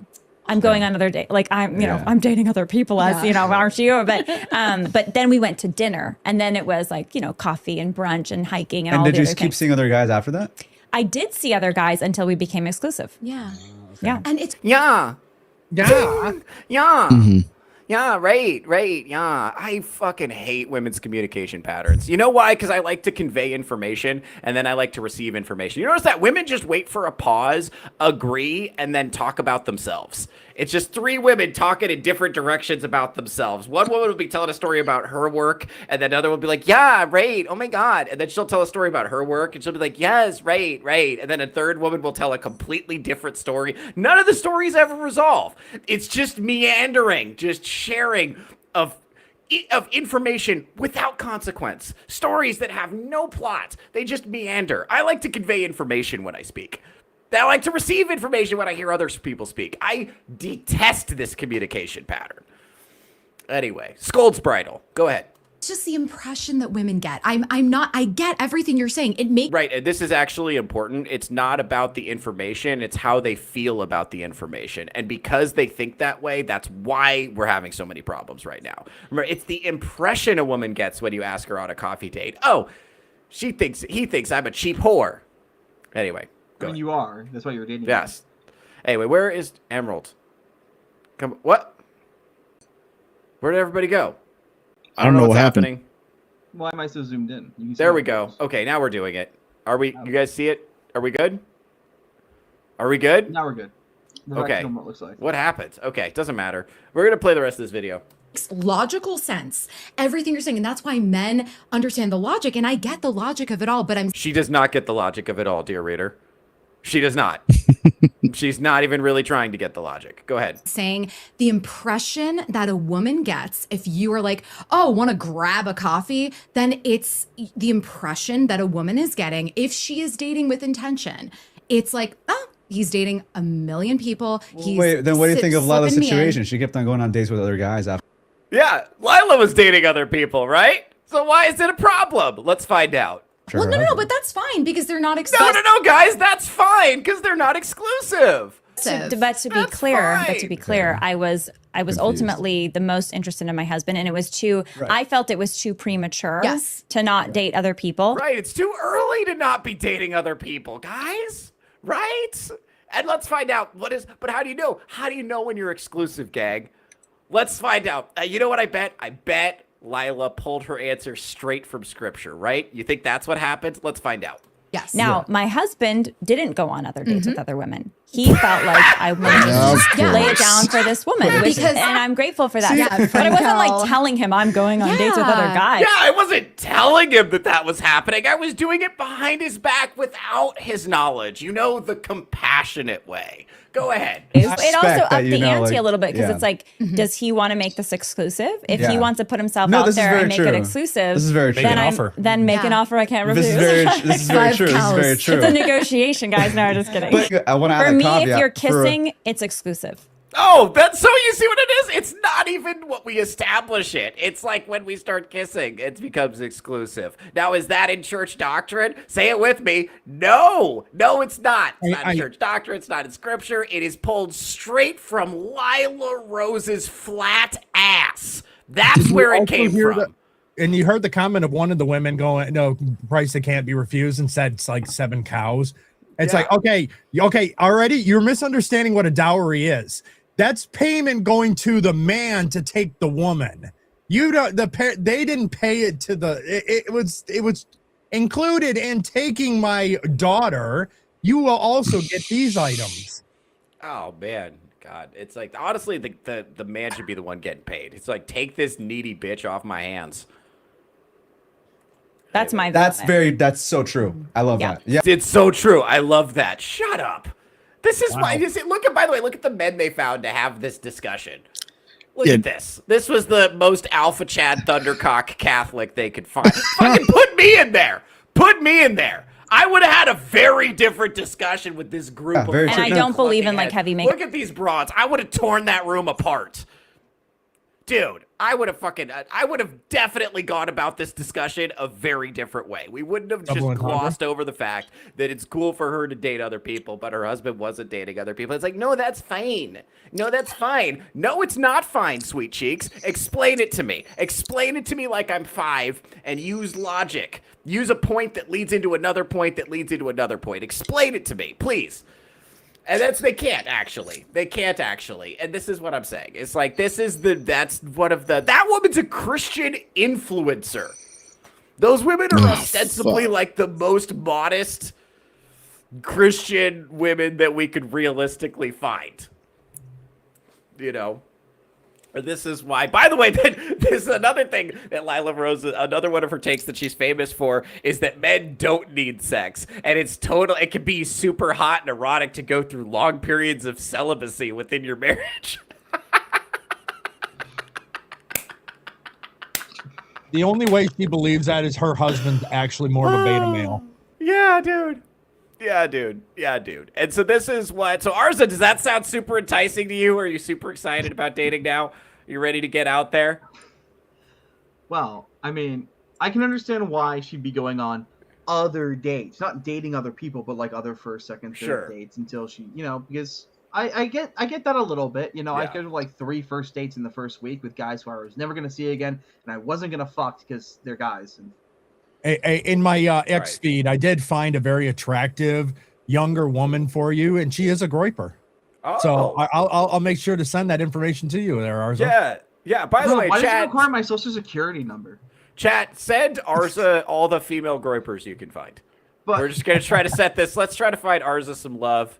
If you see, dude, the amount of like women thirst trapping with like Nick Fuentes audio and like Hitler edits and stuff like that is kind of crazy. I was not expecting that. Was not on my bingo card. I didn't see that coming. The only thing I can't tell is which one of them actually means it and which one of them just think that's where the horny guys are. Yeah, I think it's that. They're backing the wrong horse. No. you can't thirst trap to people who value celibacy. Yeah, I think it is like, I think it's there's any place that men are gathering, there will be some women who will go there to mine for male attention. Just anywhere. Even if it's not necessarily, I don't think it's necessarily reflective of their beliefs per se. Or maybe, but like, no, I think really the primary motivation is that they're, mining for male attention. Which is fine, I guess, but it's just a weird strategy. This is a very weird time in our country. A lot of things are changing, and I don't know how that's gonna play out. This is weird. All right. So I actually want to I want to change gears a little bit. I want to. Their wives are banging other dudes as they interview, so they agree. Oh man, yeah. You're right, dude. It's. Oh man, yeah, dude. That's rough. That's rough, and it's like it's not cheating as long as you don't make eye contact. Is that the rule? I don't know. I was like, Hey, yeah, man. I'm okay with that. But like the fact that no, you already heard her say too. It's not exclusive if there's kissing. I mean, it's exclusive when there's kissing now involved. So Which is clearly, like- going to bed and just as long as you don't kiss, it's not serious. right. So there's no consistency or logic. It's not reasoned. Right. This isn't. It's just like emotions, and I understand that, like, you know, she's a married person, so she's probably a little bit out of touch and a little bit unrealistic about what dating is like. But we need to be honest about the fact that that the women find the men to be thoroughly unimpressive, and the men find the women to be unpalatable. So as the women ask for more and more and more and more out of the men are like, "You're gross. Why would I do that for you? You're disgusting." And like, I mean, his point about them being fat is, look, they're a lot fatter than they used to be. You know, I was in San Diego. I haven't been back to San Diego in years. I went back to San Diego for a while, a few months back to go to a wedding. And I remember San Diego being like a city full of like stupendously hot women. And then I kind of looked around and I was like, when did you guys get so fat? What happened? It's only been a few years. They're just so much fatter than they used to be. And I'm not trying to be a hater about it. It's just like they're, I mean, you know, I remember, you know, I was in, you know, Spokane last summer, and there was just like a massive fat jiggly woman who was just like walking down the street in a bikini, with a thong bikini with her ass out. And she's just like twerking in the street, and she's twerking in the crosswalk, and cars are honking and men are yelling simpery at her. And she's just like, you know, just absorbing all the attention. I'm just like, ugh. I was riding in the car with a female friend at the time, and she's like, oh, you're just mad because you want to look. And I'm like, okay. Like, I didn't even correct her, because, like, why bother? Why bother doing this? I was going to do this monologue I'm doing to you guys right now. I was going to do to this woman who's riding in the passenger seat, but I was like, she's not going to understand it anyway. What the fuck is the point? Why even bother? I try explaining to a woman that you want her to put clothes on without hurting her feelings. Do it. Challenge level impossible. It's never going to happen. Like, we would like you better. We would respect your opinions more if you would put clothes on, or if you would act with the remotest amount of competence, or act like you can understand logic, or act in a reasonable way, or act like you have the emotional maturity of an adult, which they don't do. Theo, to answer your question about it seems like everyone's getting fatter. That's because currently the U.S. has now exceeded 40% obesity rate. Jesus Christ. Guys, this is a problem. And here's the thing. I'm not a person who's like, good thing we got those EBT cards reinstated, right? Yeah. All right. Well, here's the thing. If it's 40%, then is it a willpower self-control issue, or are we feeding the population poison? Both. I actually think it's both. Okay, go say more about that. The impulse, it's an impulse control problem. But we're just giving the food for free, so there's no effort, no work, and it's a lot of more shiftless layabouts that are just getting it for free. Yeah. Then on top of that, the other side of it is that there is a lot of bad chemicals that are in our food. There's a lot of stuff that we're ingesting, and then the abundancy of, let's say, specifically fast food that we already know is unhealthy for you compared to cooking at home with some fresh ingredients and just regular seasonings that doesn't have all of that chemicals in there. Preservatives, flavor enhancements, coloring. Well, and let's look at one thing. An absurd amount of sugar is a preservative. Yep. And I mean, like, here, I'm trying to drop some weight, and here's the thing, man. You go to the grocery store and you try to buy the good food is so much more expensive. That is a huge problem. This is the first soda I've had in like 3 weeks, and it's only because I've got nothing else cold. It's the only reason I'm drinking it. It's been there for like 2 months. I mean, I don't even keep soda. I don't even keep pop or soda in the house. I don't. My parents are the ones who buy it, and I don't drink unless I've got nothing else to drink at that moment. But the other thing I think that's contributing to the massive weight gain is, look at the kind of labor we're doing now. How many calories do I burn in my job sitting at a desk for 8 hours? Right. Yeah. I'm never walking. I'm never moving. I have no there's no purpose to go and do other things. Whereas, if you're a bricklayer, if you're in construction, if you're working a factory, you're on your feet all day. Yeah. Yeah. Well, and that, I got to push back on that a little bit, because if you look back at the 50s and 60s, even guys that had office jobs, the obesity rate was much, much lower. Yeah. Okay. But if you're working the office job, you're not sending emails. You've got to go manually tell something to somebody. You're not going to be riding an elevator. You're going up the flights of stairs. There are. They had elevators. Have you never watched Mad Men? And they sent secretaries and runners. They had phones. I think both is direct true. to different offices. I think jobs have gotten more sedentary, and also the food has gotten worse. So the food is definitely the food issues. Yeah, Big I'm not saying that's the food's huge. not a problem. I'm just saying that part of it is that so many less people are doing physical labor. Yeah, and think about it. Who got all those jobs? Fucking women. Why are all the women fat? Because we don't make a move anymore. What do they do all day? They doom scroll on their phones. They order DoorDash. They bed rot. Right? What are we doing here? What are we doing here? You know who's not fat? Women with hobbies. Notice that. Women who get up and go places and do things. Not fat. Shout out to Women with Hobbies, friend of the channel. If only their hobbies didn't involve monsters fucking each other. Yeah, oh my God. Well, and hobbies themselves have become more stationary. True. Yeah, it's like it's just way less common to just get up and move now. And it becomes like a necessity. Like you have to. There's so many temptations to comfort now in our society, and it's like a lethal level of comfort. It will actually undermine you in a significant way. I always say one of the reasons for the dating crisis is that porn and video games got better and women got worse.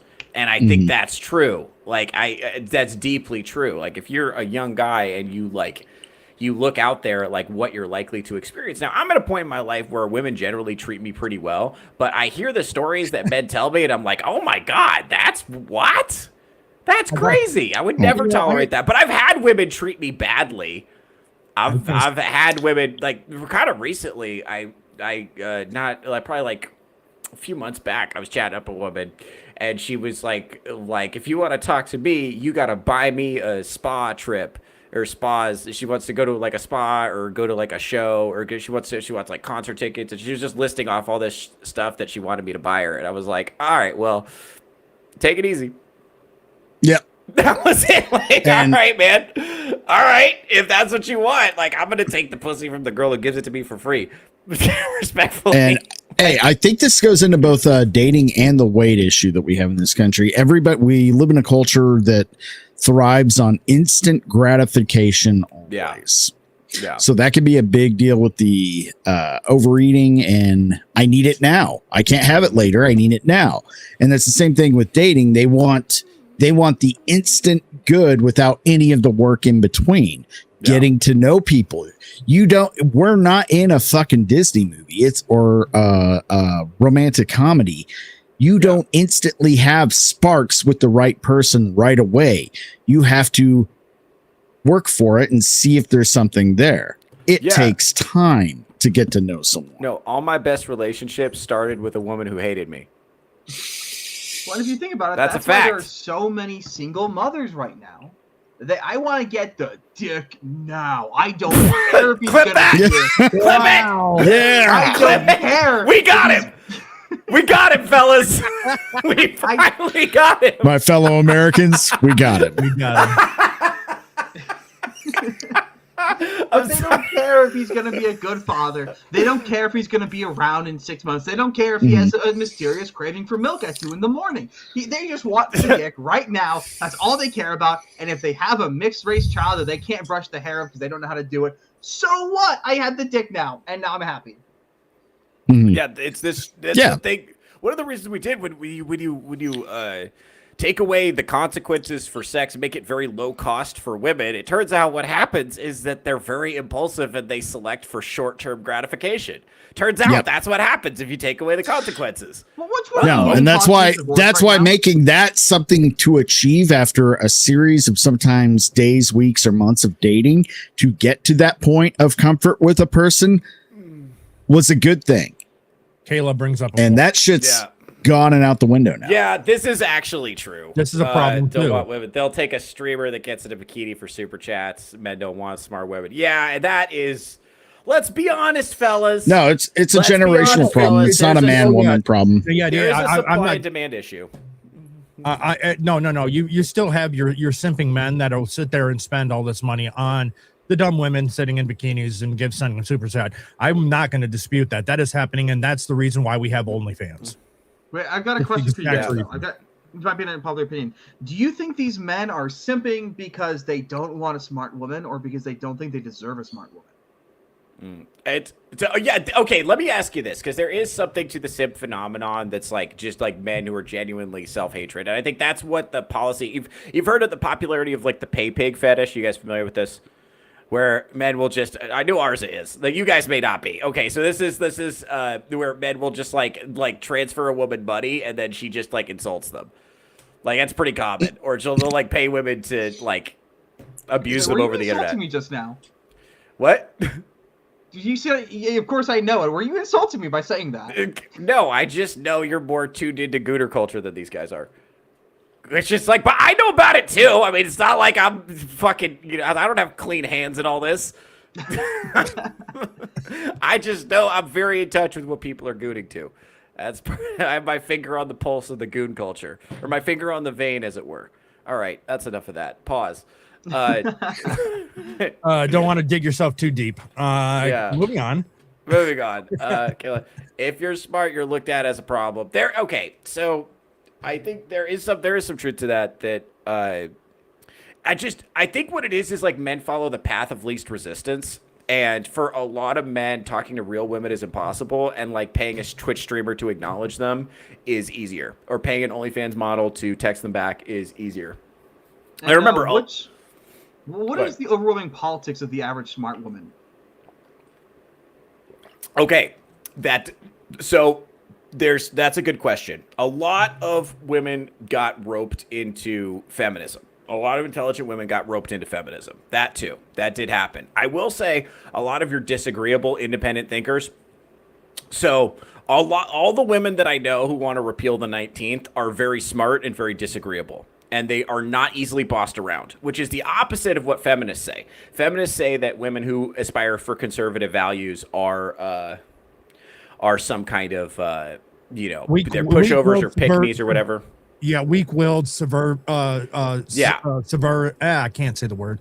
Subservient women that just want to be submissive to women, and that's not been my experience. The women that I know that are like, we got to repeal women's rights, we got to reinstall the patriarchy. It's always smart, disagreeable, independent thinking women, because that's what it takes to say no to the sisterhood. And those kind of women are treated very badly by the sisterhood because they refuse to derive their opinions from consensus.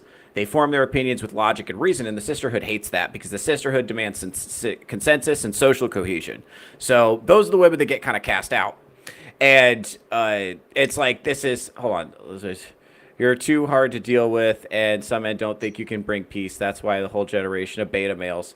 I think the generation of beta males is fatherlessness, and also deliberately telling men to sit down, shut up, and let women lead. Like, you got to understand that like men are they're acting like that because that's what you told them you wanted.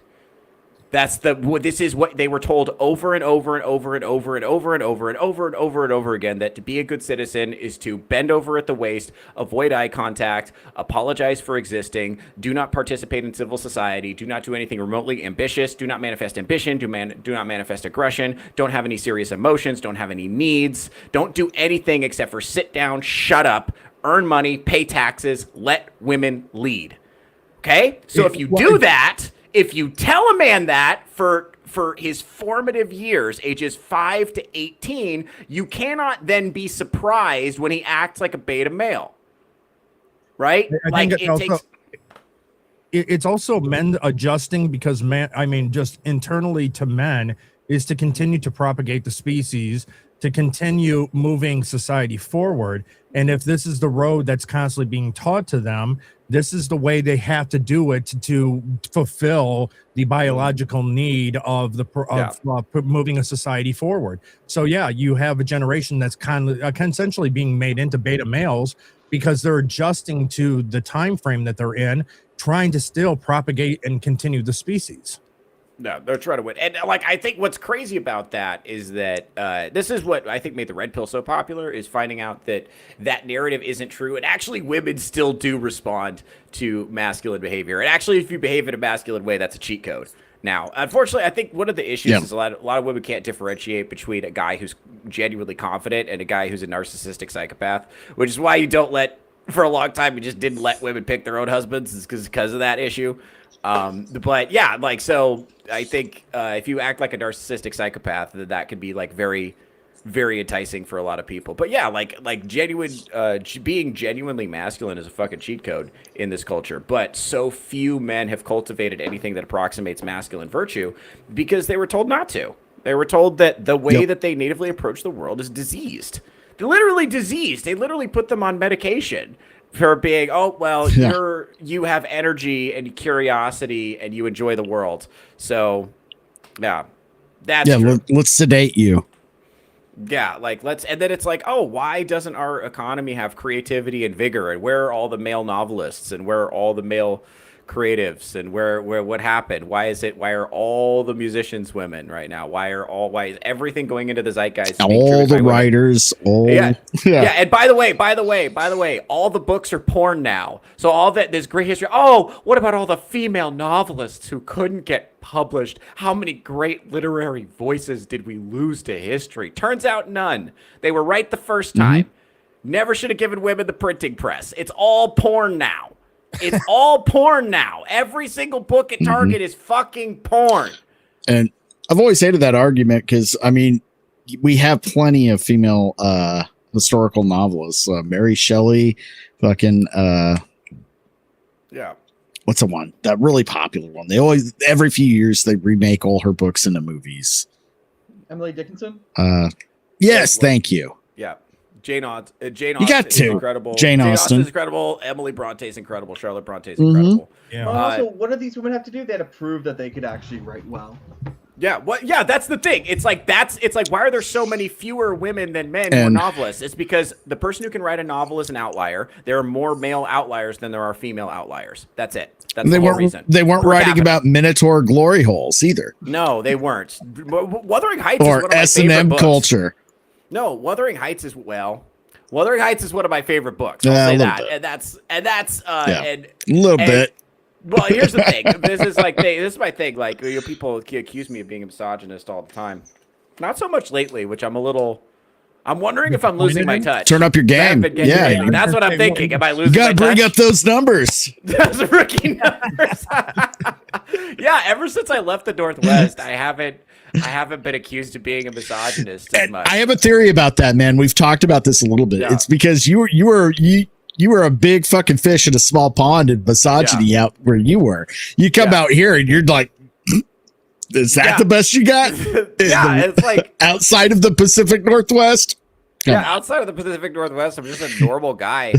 It's just so crazy. Yeah, man, it's wild. But yeah, this is what I'm dealing with. So anyway, so all of that to say. So I get it, Theo. So that's the reason why you come back and visit your family and visit me is because you want to feel like you're that big misogynist on the block again. Yeah, dude. I miss being. I was like the king of misogyny, and now I'm not even the prince of. I'm not even the duke of misogyny. I'm not even the jester of misogyny. No, I've fallen so far in the court. No one even cares.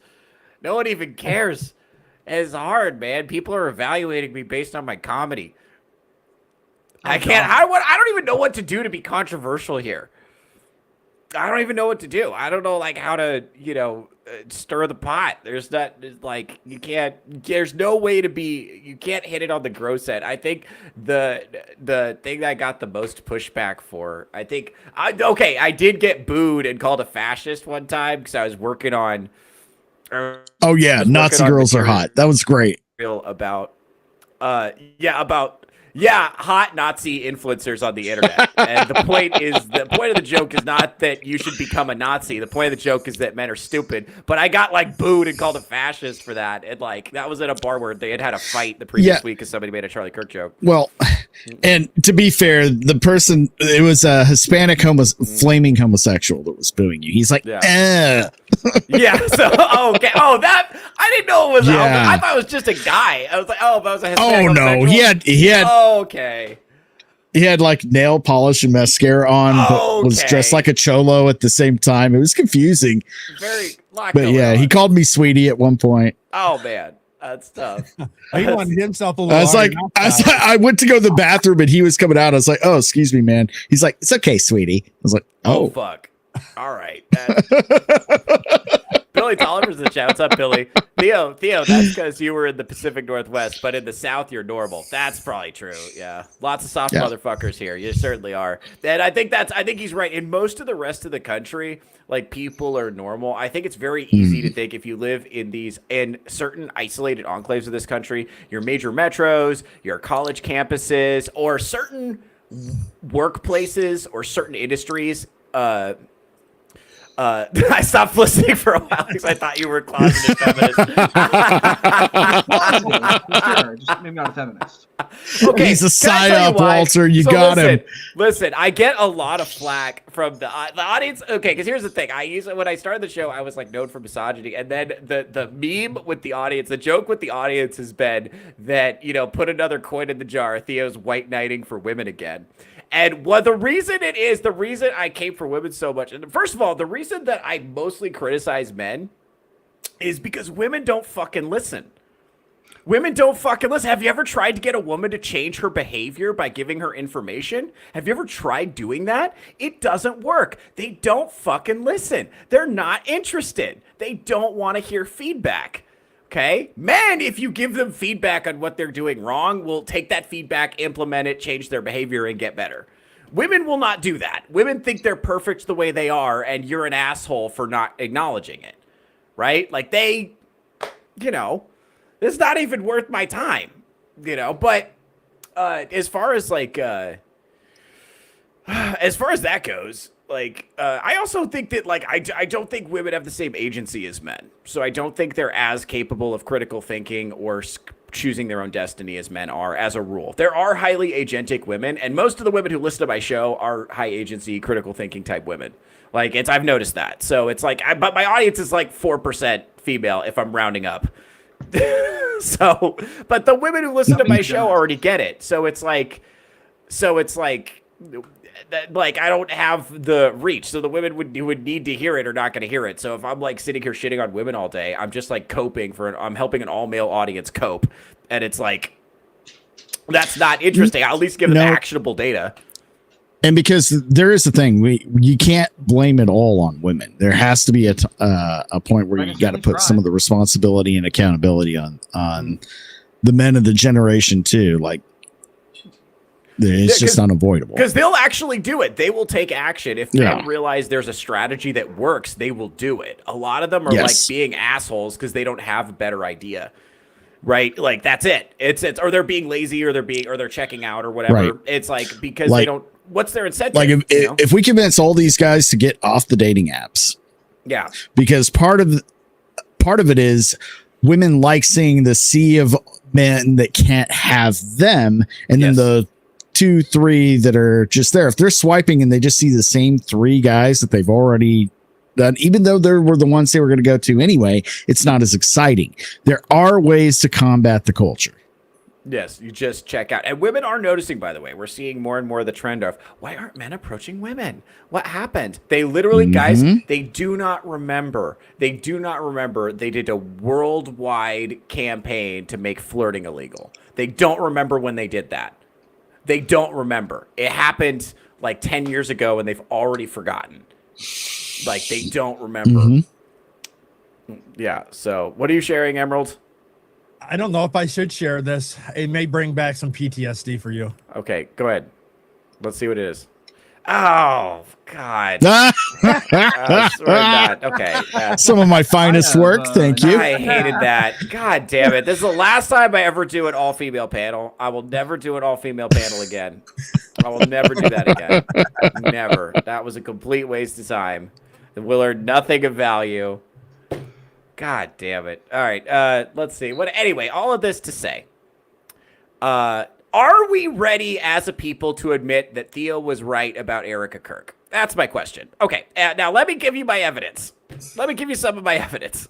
I said at the beginning that you cannot put someone in charge of the most powerful political organization in America who cannot be criticized. You cannot have someone in charge of an organization that powerful who's immune from criticism. And every time you try to criticize Erica Kirk, people say, no, she's a grieving widow. Stop, you're being mean. Okay?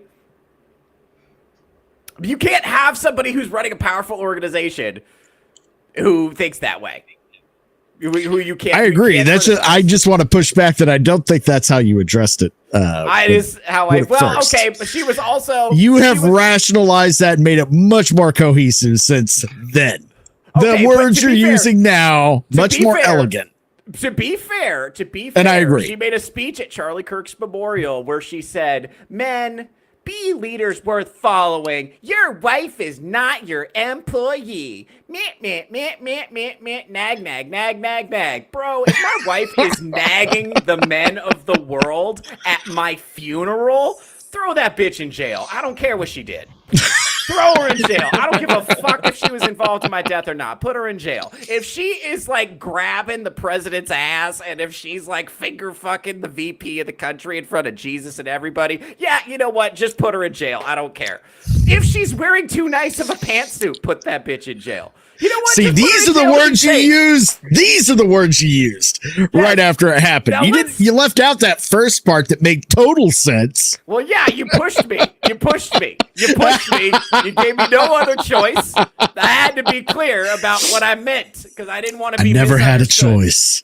I didn't want to be misunderstood. I wouldn't want you guys to think that I was supporting her. Now let's scroll through Charlie Kirk's YouTube because remember, you guys remember Charlie Kirk? You know, the dead guy. Let's see what's going on his YouTube. Oh, I lost all of my viewers. Oh, shit. Shit. My viewership just cut in half. That's okay. So here's Charlie Kirk. So let's look at let's sort by popular for a second. Oh, look it's Charlie Kirk. Let's sort by latest. Oh, it's Charlie Kirk's dipshit friends.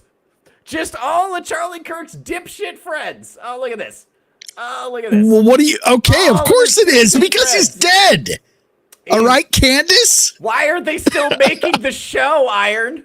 Why would they abandon 4,000 views? That's why 4,000 views, 6,000 views. Yeah. What were some of the popular views? What were some of the ones they got? 11 million. Ones where he's alive. 8.6 million. Yeah. 5.9 million. What is going on here? Because he was alive. They're doing it because Erica Kirk said so. They're doing it because Erica Kirk has an emotional attachment to this. She can't let it go. I don't know. I think I'm going to disagree with you, but I think she'd be kind of stupid not to continue the show, especially because a lot of Zoomers did grow up on the show. Now, of course, it's going to get a lot worse reception and views because it's no longer about Kirk, but... Let me ask you this. Why would you nuke a channel that has that many followers? I'm not saying nuke. But his dipshit friends are woefully unqualified. Iron, you made an interesting point. You made an interesting point. You said somebody was the right voice to lead the conservative movement, and who did you say it was? Steven Crowder. Boom. Okay. Now remember the beginning of the show. We went over that Crowder clip that he was reacting. Actually, let's bring that back up. TP USA, clearly Theo Snodgrass is offering himself up for the position to take over the Charlie Kirk show. This shit right here. So this was the moment that I knew Iron was right. See that as an attack. I was joking about getting laid because it seems to me he's a very angry guy. Can I jump in for a second? Remember this right here. This is where I think this is important, right? His audience will. People out there, by the way, some who are voluntarily celibate because they're devout Christians, but also if you look at the dating pool out there, I don't think it's misogyny to say, I wouldn't date one of those young women if they were growing on my ass. And they're actually out there living in a world that's been created. They will identify you as someone who's helped create that, right? Someone who says, I don't care if the UK no longer looks white. I don't care if we lose our cultural identity. Hey, it's great, women's rights. And they're looking at their prospects. And when you say, hey, you're celibate or whatever it is, you haven't gotten laid, you're an incel. Guess what? You give him the moral high ground. When you say, hey, what about your dad? And he asks you, and I will say, he asks pretty respectfully, don't do that. You go on. Right here. Okay. This is the guy. Here's the thing. I think the problem with, first of all, Grieving Widow doing the media circuit, doing all these media appearances. Optically, it's fucking horrible. It looks bad. It invites I will agree with you that right? she should have She should have been locked. She should have had a publicist to say, go home for at least 6 months before you do any interviews. Right. So the optics are important because this is Strider's making it a point. At least after yes, she does have an emotional attachment. It's her dead husband. Bingo. And that's why she shouldn't be in charge. This, by the way, me criticizing her and you guys responding this way is making my point, not refuting it. You cannot have someone in charge of a powerful organization that's immune to criticism. And right now, you're trying to play the card of making her immune to criticism because she's the grieving widow. You need somebody who can absorb the criticism in that position. Right. Period. And that's not just including her. That's also including all of his friends that are trying his dipshit friends who can't run the show. They're having a very human response, in my opinion. They're scrambling around. They don't know what the fuck they're doing. And they're fumbling and bumbling, and they're doing great. And Profus watching, I know, Turning Point's greatest it's ever been. It's still doing fine. It's the optics that are in the public perception of them, not the people they already have, but in order to get new people and keep that momentum up, they should be very concerned about the way that looks. That's why they should have brought in somebody from the outside to be the public face. Erica was not right for that job, and she's probably not right to be making decisions because she X'd her or his friends because one of them made the brilliant decision to, after they got offended by Tim Pool making a very honest and general statement about how security dropped the ball because they just got a little too comfortable thinking nothing could ever happen because they kept doing this over and over and over and over, that the minute it did, they, and he even made it clear he wasn't saying that they did anything wrong or had anything to do with it. He just said they just got a little too comfortable. And what did they do? They kicked off one of their most influential, popular personalities off the fucking tour and kind of burned a bridge with him. Somebody who had an audience even veering left that could be brought in. That was a huge misstep. They're making missteps. They need to correct it. Bringing somebody from the outside would be the smart decision that would have honored Charlie better. Yes. And we'll get to Arza in a second. I just want to say this. One argument I heard was that Charlie wanted Erica to be in charge. I don't give a shit. You should never look to me to correctly evaluate the skill set of a woman who has touched my penis. I will never be able to do that with objectivity. What are you talking about? Don't ask your husband for an estimation of her value. What? Of course he's going to be biased. Of course he's going to think she can do it. He thinks she's awesome. He pumped babies in her. Anyway, Arza, go ahead. Follow that. They also don't understand what the value of Kirk was. Nobody, I loved watching Kirk stuff. Nobody gives a shit about the Charlie Kirk show. Yes! Nobody watched the Charlie Kirk show when he was alive. There are 2 YouTubers who are continuing on with success. I mean, some people maybe did. Thank you for saying that you know a friend who's 5'10".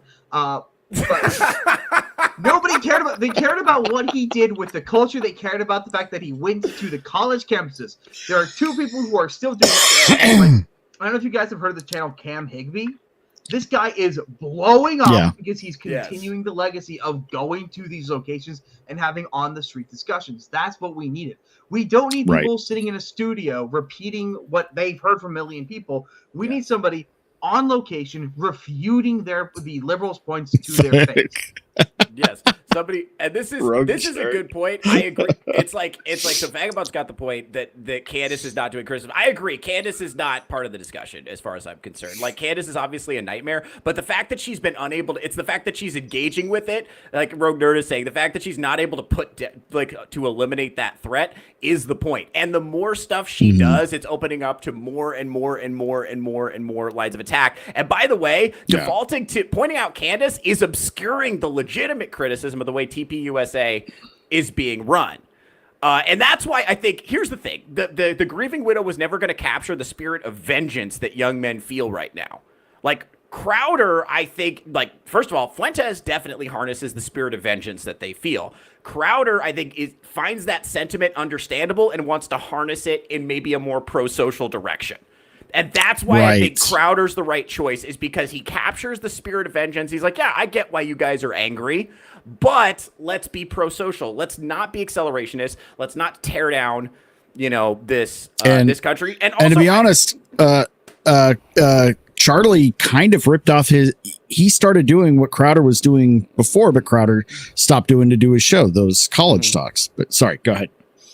Yeah.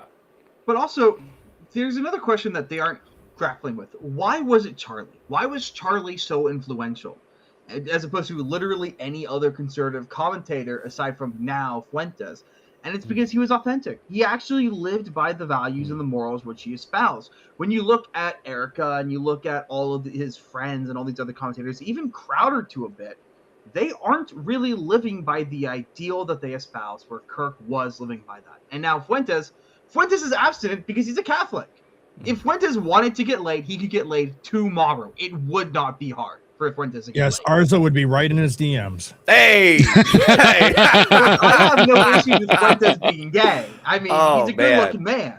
And he's got good politics and he's rich, okay? But no, Kirk lived by his values. These other conservative commentators, especially Candace Owens, does not live by her values. Good point. No, she has. That's the thing. She has none. Right. She's infinitely She flexible. started on the left. It wasn't profitable. So she started veering the other direction. She just follows trends. That's it. Yes. And then I think when a lot of people got behind her because they felt like her firing from the Daily Wire was unjust, she tripled down on going anti-Israel. Because that's where... Because that went with the new fan base that she was growing. And then I take her at her word that she was genuinely emotionally affected by whatever happened to Charlie. But this seems like a power grab to me. It seems like, this is like, well, and again, it's like, just looking at it, taking emotion out of it for a second, it just looks like a power struggle for power in the conservative movement. Like, who's going to be the most powerful media voice for conservatism? And I don't think Erica Kirk is well equipped to win that battle, because one of the things that the internet selects for and our current culture selects for most of all is charisma. Erica Kirk is great as long as you don't see her or listen to her speak very much. She's great as a figurehead, as a symbol, as like a ooh, and that was how she was kind of used at the memorial. But the more media appearances she does, the more that shine starts to wear off. It will happen to everyone eventually, even Professor Savage Dad, even her most dedicated simp. Shout out Professor Savage Dad, Erica Kirk's most dedicated simp. And Strider's second only to Strider. Second only to Strider, who is in the chat defending his woman. The point is, my lady. Like, here's the thing. She should like Crowder. I think Crowder is. I actually agree with Iron. I didn't actually when you first said it. I was like, yeah, Crowder's whatever, because I wasn't really paying attention.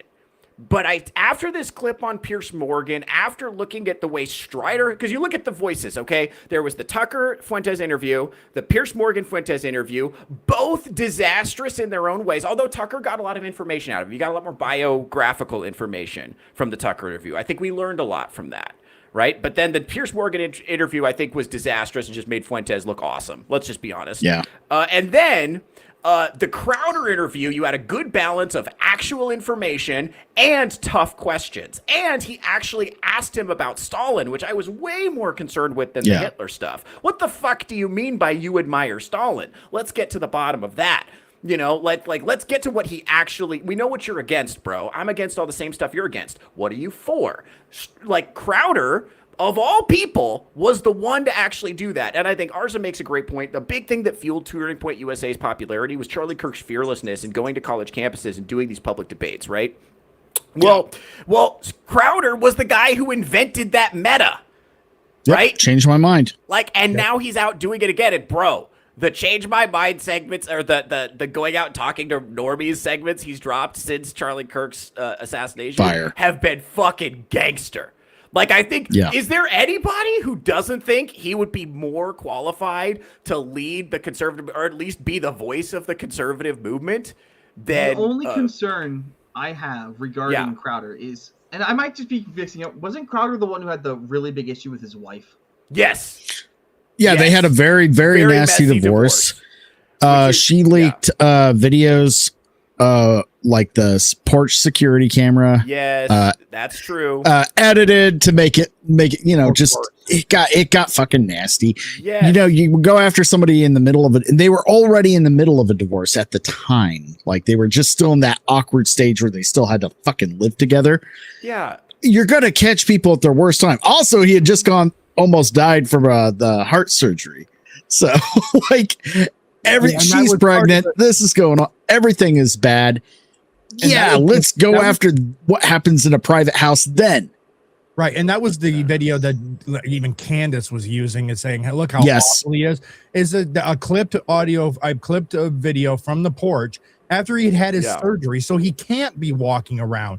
It is unfortunate she was pregnant at the time, but things still had to happen around the house that he could not do because of his surgery. Also, and we don't know how the conversation led into it opened right into the yelling. And I talked about this on my show. You wait and you hear somebody, you see a friend and a woman's going, no, and then the guy finally goes, raw, and she goes, wow.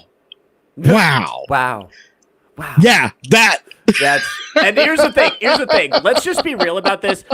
Young folks, folks ours' age, you guys may not know this because you haven't seen your friends get divorced yet. But I'm 30 plus. I've seen a couple nasty custody disputes play out. I've seen a couple of people get divorced. Okay? Just telling you, people are not at their best. Things get nasty. Even good people get nasty in the heat of a divorce. And to hold that moment against him and be like, this is indicative of all of his character, of who he is as a man, is incredibly disingenuous. And it's also true that Hillary Crowder is still using that name. And I don't know if she's still using that name, actually. But I know that I think she is. I may be wrong about that, so I shouldn't say that part. But it is a fact that Hillary Crowder is leveraging her proximity to Steven Crowder and her time married to Steven Crowder to create a social media brand for herself.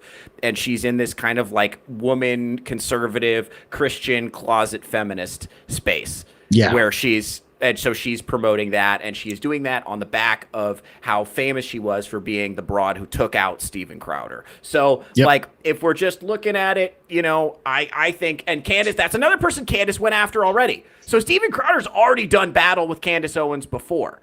Right? So this is another, because she went after him very disingenuously, as did a lot of people in that space. I think here's the thing.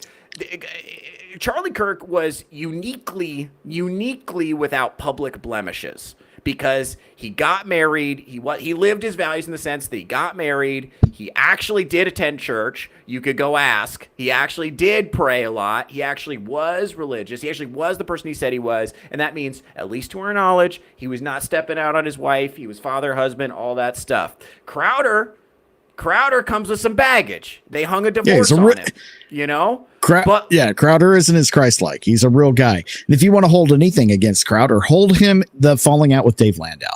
I will give that some fucking weight. Both Landau and Quarterback Garrett. Especially with him being, so you have one that was the second chair, and then you had Garrett who took over from Not Gay Jared. And I mean, and really could have come out afterward and really gone after Crowder, but they were pretty restrained. They had their especially Quarterback.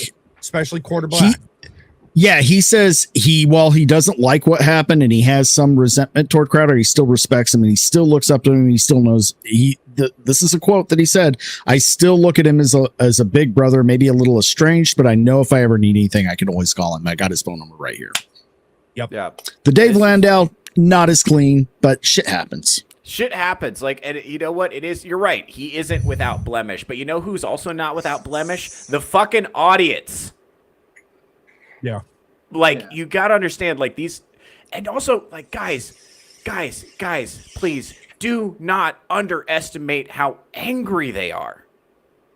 Don't underestimate how angry they are and how dangerous that is. And I'm telling you, they're not going to respond to Erica Kirk being on the stage at her husband's funeral after she just finger fucked Donald Trump's asshole in front of Jesus and everybody, and to come out there and be like, men, you need to do better for your wives. Meh, meh, meh, meh, meh. That is not going to work. That is not going to work, because now you sound like they're woke school teachers. Now you sound like the people who are nagging. Okay. You sound like Now you got a point. HR department. Thank you. If you left out the finger fucking Donald Trump thing, maybe you could have made a valid point. We're looking at it. We're looking at her just like copping a feel in front of Jesus and everybody and the two most powerful men in the world. How are we supposed to pretend that's not happening? How are we supposed to pretend that's not happening? Anyway, that's fine. Calm down. Hey, calm down. Fine. I've been holding this in for so long because calm down, because I'm friends with some of her most dedicated simps, and I love them. Okay, Candace. Give us a hug. Shout out to Mrs. Oxide, friend of the channel, also an Erica Kirk fan. The thing about overall, yes, you want to know what, but I think some of them were kind of blowing it a little out of proportion. I'm not looking to simp in any kind of way, but I think you're just going a little overboard on that one. No, that's fair. That's fair, because I'm gonna get called down, Alex Jones, from the chat. That's aside. You know what it is? This is all repressed. This is the same thing that happened when I crashed out on Ironcast because nobody was believing me when I said, that Gen Z was gonna go hard right. And I think I just wasn't expressing myself very well because I was like super emotional about it. And I've been holding that in for a long time. Everybody was. Because I also didn't have the evidence I needed right in front of me. And now we're looking at it 3-4 months later. It seems obvious. Everybody's talking about it now. That's where the discourse is. But I actually think like a guy like Crowder is uniquely well qualified because you look at him, he's a big, tall guy. He's muscular. He's got, a good beard. He wears a holster sometimes. He's fucking cool. He's Do we funny. need to give you a moment alone, Theo? Maybe. Mind your business, Art. Mind your business. I'm just saying. You're getting perspirated there. Well, this is the point I'm saying. This is the point I'm making. This is the point I'm making. So this is a society that's basically banned aspirational masculinity. It's illegal to have aspirational masculinity. And here's Crowder, who perhaps imperfectly is doing his best to represent aspirational masculinity, and he has the ability to to channel the anger of his audience into a coherent monologue. And that might be the most important skill that is going to happen in the age of new media. That might be the most important skill. Yes. And another thing that sets him apart, he started off as just a comedian. Yes. So he knows how to work angles with humor and make it relatable that people that are just in the political spirit do not. Right. I think he can speak to normies about politics. Normie dudes about politics, and he can create engagement. That was the other skill Charlie Kirk had. He took a bunch of people who were apolitical and caused them to be energized and excited about conservative politics. And that was the shared, and the ability to actually go out there in person and have discussions. And that is it's what was the piece that was actually moving. I think they lost track of what was your Turning Point USA that was actually effective, or what was actually the source of its power. And so all right, folks, let's check in with the chat. This is Full Metal Nate. Somebody clip all this. we might have to clip that. Not a fan, but you're being dramatic. That's true. I am being dramatic. It is a little bit of his stagecraft for entertainment. I just cannot stay. I was so bad about that speech, and I haven't had a chance to talk about it. I'm just wondering why you're doing a book with Von Coleman. You and Professor Savage Dad should make a book about Steven Crowder, oiled up fighting off barbarians. And yeah, shout shout out to Professor Savage Dad and his well-known love of Please shirtless don't men. include any minotaurs. Well, we got to capture the female audience somehow, so we got to get that minotaur. Oh man, 1776 will commence again if you put your finger in my ass. Oh man, we got to do a breakdown of that, like that Alex Jones on Piers Morgan show, especially now that Piers Morgan's in the zeitgeist again. That was incredible, man. That was great. Anyway, so I'm just a prop to you, Theo. No, Nate, I love you. I'm happy you're here. I always tell people, it's like, if you're actually, I say this to like all the guys in the space, if you're like a young person and you're creating anything, you're in the top 10%. Most people are doing jack and shit. They're not doing anything. So if you're making anything, if you're doing anything, if you're just appearing on streams, you're making videos, if you're making content, or you're doing whatever you do privately, if you're just doing something, that's an act of rebellion. Because what the culture wants is for you to abandon all hope and doom scroll. That's what the culture and do wants nothing. from you. Yeah. And do nothing. So if you do anything, you're in the top 10%. Good for you. Good for you. Keep doing something. You know, I don't care what it is, even if it's getting really good at Magic the Gathering or whatever. I don't give a shit. Whatever it is that you're doing, keep doing something. As long as it's other than doom scroll. Make something, do something cool, develop skills. Whatever you can think of, whatever your heart is called to, do it. Don't let them crush your spirit. That's what they want to do. Theo, you have inspired me. I'm going to make my own OnlyFans. I'm going to do something. Gotta be really careful how you talk to people. No, you reminded me. I think it was one of Kayla's comments earlier about picking streamer girls in bikinis over dating in the real world. Right. Here's the thing. A lot of these guys, when the dating field is just so polluted with bullshit, if they see a chick in a bikini that's spouting some of the same opinions they have,